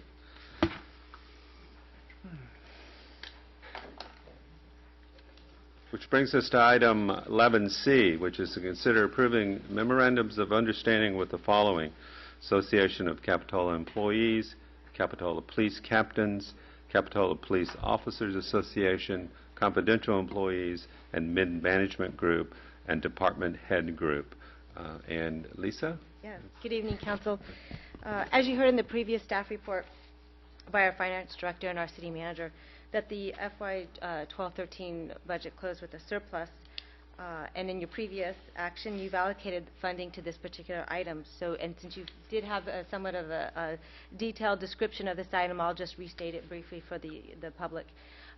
This item is to extend the employee contracts by an additional 3 years in exchange to move up the previously agreed upon MOU COLAs from July of 2014 to January of 2014. And this is quite advantageous to the city because it provides predictability and stability to your budget, as well as good long-term employee relations as well. With that, I'll keep it brief, and I'll answer any questions if you should have any. Yes, questions? I just noticed in the information that the assistant to the city manager position is still listed, and I'm not sure it's necessary to list it when we don't have that position. That might be for future councils and new people and so forth. That might be clearer to them if we just take that out. Councilmember Harlan, we do have several unfunded, unfilled positions. That is an unfunded one. I think by leaving the position description and title in our classification plan, it allows flexibility to the city manager and down the road for different types of staffing options. But it's not funded unless the council does. Yeah. Well, I know, I understand that. And that's my point. I don't think we should do that because I don't really think we want it filled. I think we need to watch our lean budget as much as we can, and adding other staff members wouldn't be a priority for me. Oh no, it's not staffed or funded. Right. It's just simply a title, a placeholder, and again flexibility. If we have other positions. And the next person could come along and fill it and say, well, it's there, let's fill it. And the council might would say yes or no at that point. But well, I think it's up to staff whether or not you want to remove it, or because the positions are, before you fill them, they have to come to the council for prior approval. So at that time, I mean, I think Stephanie, if you wanted to have maybe a review of all our current positions, and then maybe. Well, I think it makes sense. Like for example, in the police department, you may have positions there that aren't filled. Mm-hmm. In public works, you may have positions that aren't filled. You may have lifeguards, or you may have, we had the seasonal employees. But to have a position like that there, and it's the executive position, I just don't favor keeping it there to be filled in the future.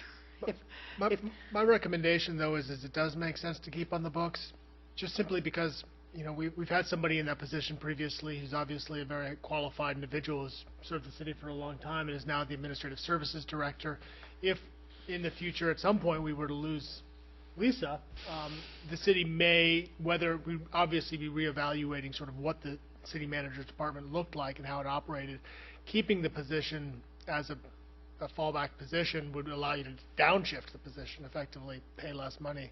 So I do think it does retain some flexibility, and I certainly think there's a number of positions within the city that have sat dormant for years, and certainly just because the position exists on the books doesn't imply in any way that it's necessarily vacant or needs to be filled. No, well, I know. It just raises a red flag with me. I mean, as I say, the other ones don't bother me at all, but it's kind of I'm not sure. I understand your point now, but we could always take that up if it was gone too, and say, well, we used to have this position, so you can always do that. Okay, I wanted to ask a question about the accelerated colors and actually how it would work. So it would be accelerated up and as of January 2014, and that's identified in the MOUs, actually in the introduction. But later in the wage section, it again refers to the COLAs taking effect July 2014. And so I just wanted to see how staff views this actually taking place, since we actually may not have COLA data certainly by January 2014. So Certainly. could you, yeah. Yes. All of the units and the managers are under the understanding that because of the calculation of the CPI, the information is not released in time to do the full one-year COLA analysis, which is December, it will not be out in time to implement that particular one. So the understanding is that it will be implemented based on the 1 year through October, and that will come into effect on January 1, 2014. And on July 1, 2014, that number would be adjusted, whether up or down, based on the release of the December data. It will not be compounded. It will be a reset of that particular number. So July would be looking at the COLA change from October 2013 through December 2013, and that would be applied in July? It'd actually be a 1 year average, so it just won't be just the 1 month. Oh, it would be average, yeah, but it would be including... Then we could pick up that additional month's data, Okay. yes. Great, thank you for that explanation. Any other questions?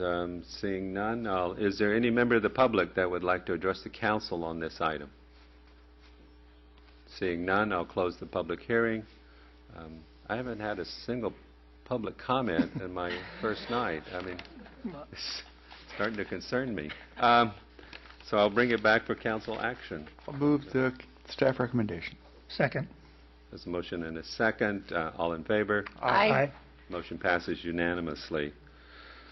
Which would bring us to item 11D, which is to consider a 3-year agreement with Wells Fargo's Bank to provide for the city's banking service. The recommended action is to authorize the city manager and the finance director to award the contract. So this, Tori, welcome back. Yes. The second item I have before you this evening is approval of a contract with Wells Fargo to provide banking services. As you recall, the city issued an RFP on September 9th for banking services to assist with the GFOA recommendations, which recommends that the city periodically go out to bid for banking services to look for cost savings, protection of public funds, and also risk management purposes. We've been with our existing bank for 19 years, and we started this process through the banking RFP evaluation. We had 8 banks responding to our RFP.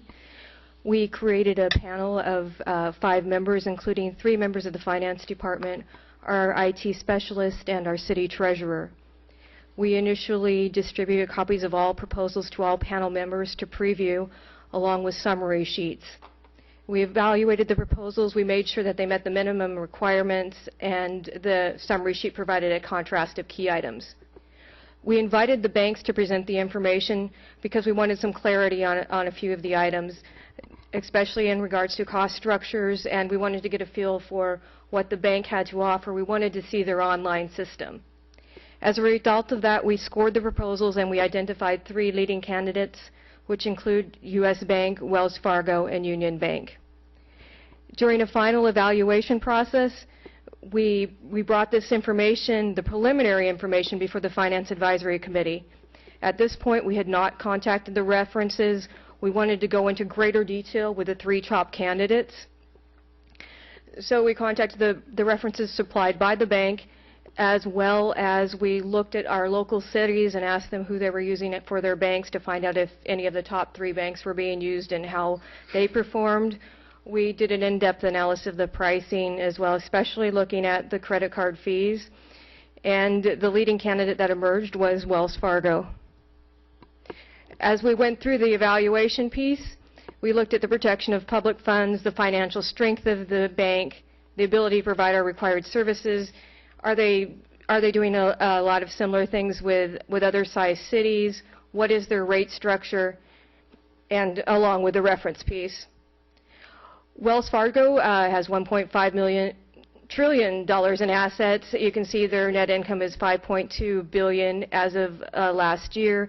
They have strong debt issuer ratings. In California alone, they provide service to 350 municipalities and over $420 million in public fund deposits. One thing that the committee liked is that they also have a special small government group and a large government group. And the small government group would service entities such as Capitola. And we also like their technology. We also, in the reference process, found another user that was using New World software combined with Wells Fargo's banking software. By using this, we could import some of our information into our existing software and save some time with our bank reconciliation processes. In regards to pricing, we estimate contract savings over our existing contract of $10,200, with the leading savings coming from credit card acceptance. One of the things that impressed us about the presentation is that they took a hard look at our credit card fees. Well, our credit card fees are comprised of two components. One is banking fees and the other is interchange fees. Our banking fees were 0.13 cents per transaction, plus I believe a 0.25% additional fee. When we looked at this new structure, they had mentioned that they had seen that because of our pay station transactions were so small, we were paying a large amount of fees, and they offered us a 0.048 flat rate. As we look forward to accepting more credit cards at the front counter and going through that evaluation process, we thought that this could be valuable to the city. We also looked at the most recent Community Reinvestment Act rating, which is a required rating to show how banks are lending and providing services within the community they are serving, and Wells Fargo received an outstanding rating in all three areas. Just to give you an idea of the local community reinvestment and support that Wells Fargo is providing in Santa Cruz County as well as in Capitola, they provided over $260,000 last year to nonprofit organizations. They volunteered over 800 hours, and they employ 200 people within Santa Cruz County. And just looking up there, you'll see the list of home mortgage loans, and the LMI stands for low moderate income area homes, area borrowers and areas. And so that gives you an idea of as where they are with their loan portfolio within Capitola and Santa Cruz. I have two representatives from Wells Fargo here this evening if you have any questions. And I will also look to our city treasurer for comments, who represented the Finance Advisory Committee on the panel, for some additional comments. Mike? I have a quick question for the city attorney. My home mortgage is with Wells Fargo. Should I not be up here? I think that you're fine. Good. Thank you. Mine too. Mine too. Actually, mine too. So we'll see you guys later. We all have to go. The numbers will prove that, actually. So thank you very much for allowing me to speak about this.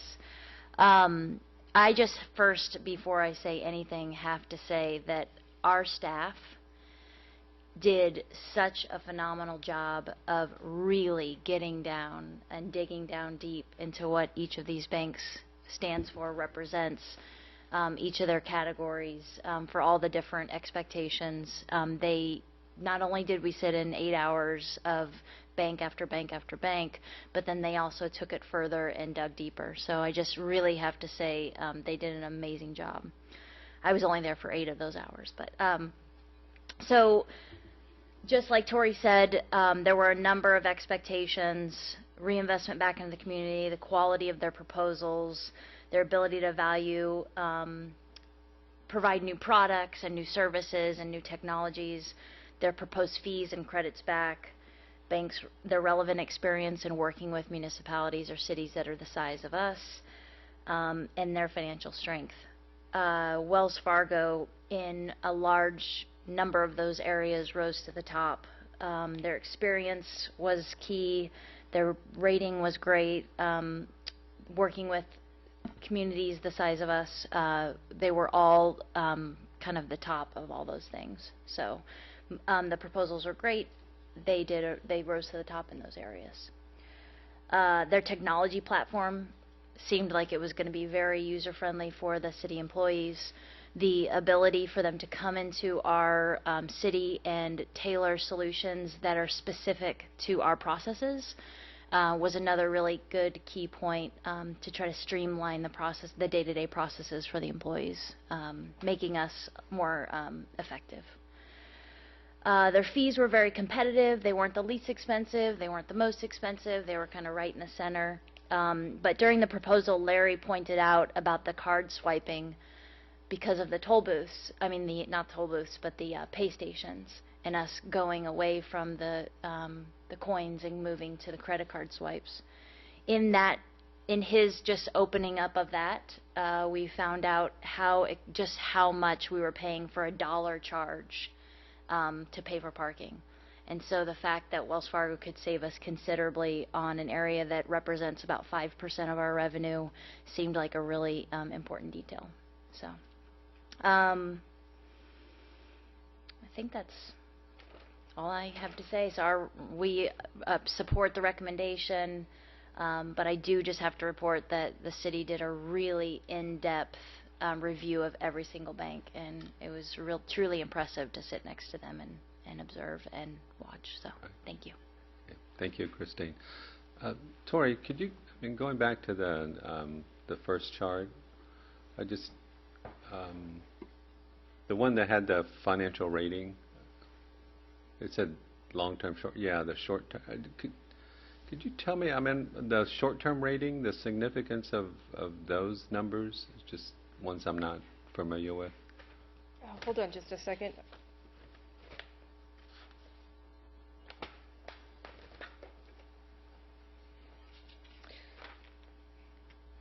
And are those meant to be bond durations, or? Yes, they're long-term debt ratings. And unfortunately, let's see, I'm trying to see if I'm more familiar with the long-term ratings, and I didn't bring my sheet with me on the short-term, so I will look to the Wells representative to come up and describe those, because I did not bring that sheet with me. Maybe I'll open it up to the Wells Fargo representatives, and thank you for your patience sitting through the meeting tonight. Oh, thank you. We're honored to be here this evening. We're honored to be considered. Yes, the ratings that you're looking at here are both our long-term and our short-term bond ratings, credit ratings. We are among the very highest ratings in the U.S. Are there specific ones that you're looking at? The scales are a little... Well, yeah, the Fitch F1 and Moody's P. I don't know if that's -1 or -1 or they're just ones I'm not familiar with. And exactly, so, and I don't have the scale right in front of me. On the Fitch ratings are typically I believe they go F1 plus 1 minus, F2 1 and minus, and F3 1 and minus. Right now, our short-term ratings is the highest that's available, as my understanding. So that's the highest scale for the Fitch method. Yes. And the Fitch short-term rating, yes. Right, yes. Okay. And anyone who can understand the rating scale, I'll add it to them. Yeah. Okay. And just to add, I've just found the Moody's P1 rating, and it's the best ability to repay short-term debt. It's the top level. It's the top level. Okay, I think that's the key piece there. So, well, I don't know if there's anything else you wanted to present to the council this evening, or. Mostly, I wanted just, again, to say that we're very honored to be considered. We're very honored to be part of the community. We believe strongly in the city of Capitola and in Santa Cruz County. I think that's displayed here with the lending that we do and the investment that we make in this community. We believe that this is a strong community, and we are proud to be part of making this a strong community and a healthy, vibrant economy. All right. Well, thank you. I think you're one of our earlier businesses, too, in town. I think you've been here a long time. Well, actually, I happen to have that one. The first Wells Fargo station in Santa Cruz County actually was back in 1857. So we did have a very, very early stagecoach post here, and that was manned. There was actually a gentleman here that Richard Thompson, who manned that from 1870 to 1906. Yeah, I think Ron Graves knew him. Yeah, he's probably in the library. Museum. So yes, we're very proud to be a long-standing history. And if you have anything that you'd like us to make a copy of for the museum, we'd love to. If you have any specific information on the history of your organization in Capitola, we'll be happy to make a copy and give you back your original. That's a great idea. I could dig into that story a little bit more. We'd be happy to do that. Well, thank you. Yes. Is there any other members of the public that would like to address the council on this item? We're considering a 3-year contract with the Wells Fargo Bank with an option for a 3-year extension. So seeing none, I'll close the public hearing and bring it back. Well, first I'll move the staff recommendation. And I was a little disappointed because one of my favorite banks, just for their participation in our community events, Union Bank, didn't get selected, but they were in the front running, and that's really impressive. Thank you. And I will look forward to seeing Wells people manning one of the ticket booths at the Art and Wine Festival. We always like to see that. You can have your banner printed now for the concert that I'm sure you're going to want to sponsor. The people from the Art and Cultural Commission will be coming to see you, and that's all. And, you know, it's a little bit sad because, you know, we always praise small local banks, and we have some great small local banks. And it's nice to see the mega bank actually come up and personalize the relationship. So thank you, Wells. Right. I'll second that. Okay. There's a motion and a second. Stephanie, did you want to make any comments? You know, before we vote, I just wanted to thank all the institutions that bothered to respond and have made an effort. And I think that they're all excellent financial institutions, but congratulate the staff on really picking out the best fit for Capitola at this time. So with that, all in favor? Aye. Any opposed? Hearing none, the motion passes unanimously. And thank you for being here this evening. Thank you. So finally, that brings us to item 11E, which is considered an ordinance amending Chapter 2.44 of the Capitola Municipal Code pertaining to the personnel system.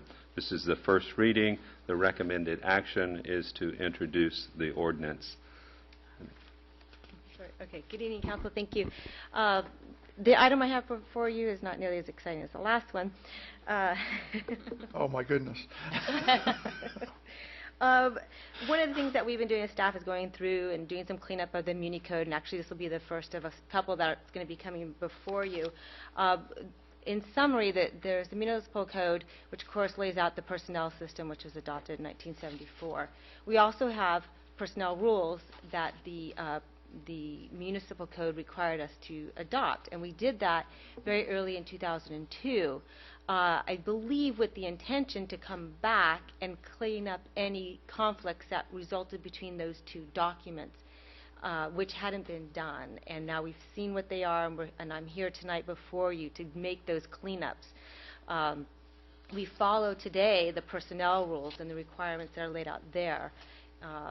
And so I'm here to resolve those conflicts. There's several areas where we're looking at. One is the authority of the city manager. There's the item of a personnel board, which we do not have inactive. That's not active. And we have an appointment process of how employees are appointed. And we also have a layoff procedure. So not only am I cleaning these up to the municipal code to conform to the personnel rules, but we also have some conflicts with state and federal law that this is going to clean up as well. I'm prepared to go through each one of the different items to explain them, and I can do that briefly, or if you have questions, you want to do it that way of anything that may have been unclear. I'll take my cue from the council. Let's say yes, Mike. I have some questions on the first couple of items, and if you look at it casually, it looks like the council is relinquishing responsibilities and power, and yet I don't sense that that's really what's happening here. No, it does sound like that, because when you look at, and here's the first one as a good example, appointing power, in that when we had the personnel rules that the city council adopted, the appointing powers they gave to the city manager, and that's how we operate today. The city manager appoints employees. So we should be very clear that we're talking about the appointing of employees to positions, not appointing someone to the Council on the Aged or the Commission on the Environment. No, the word appointment here is a totally different meaning, and I understand that. I want to just make it very, very clear. And then the other question I had is, and the one that really concerns me, is that this council has in the past, recently I'm sorry to say, has had to take action with regard to layoffs and furloughs. It seems like the last item in the personnel rules sort of takes that away from us, but I know it doesn't really. No. I mean, it's actually almost more of a shared responsibility. It's the city manager will make the recommendation, and that's what you have your city manager for, right? And he makes the recommendation to the council, but it's the council who actually makes that decision through a financial decision. We are in a financial situation which warrants a layoff, and then you have the power to make the determination of who to be laid off and the order of which a layoff occurs. Actually, we have a whole process through the personnel rules that was negotiated, but it's through the city manager who makes that actual decision, and not necessarily the council that says the administrative services director will be laid off. The city manager will make that decision and then bring that to the council for approval.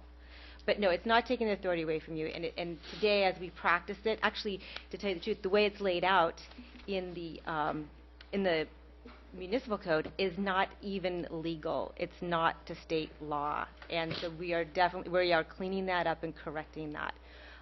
And to be clear also that the personnel rules at that time, this is a meet and confer issue. We appropriately met and confer with the groups. And again, when we found the inconsistencies, we went back to the groups and met and conferred again, just to make sure that we were all on the same understanding, the same page of where we're at. Another example would be with the determination of disciplinary actions. State law has changed. We have rules with regards to police officers that are not reflected in our municipal code. We also have rules that didn't even occur, what we call a Skelly hearing. That law came in after our the municipal code was adopted. So it's not in conformance, and trying to clean those up. Thank you. Any other questions? Seeing no questions, is there any member of the public that would like to address the council on this item? Seeing none, I'll close the microphone and bring it back for council action. Take this one. I move for staff recommendation. I'll second it. So motion and second to move the staff recommendation. All in favor? Aye. Any opposed? The motion passes unanimously. Which brings us to the end of our agenda for this evening, and we'll move to adjournment to our next regular scheduled meeting on Thursday, January 6, 2014, 7 p.m. in these council chambers. And so this is our last meeting for this year. So to everyone in this room and everyone in the audience, have a Merry Christmas, Happy Holidays, and a Happy New Year. And we'll see everybody back here in 2014. Good night. Good night.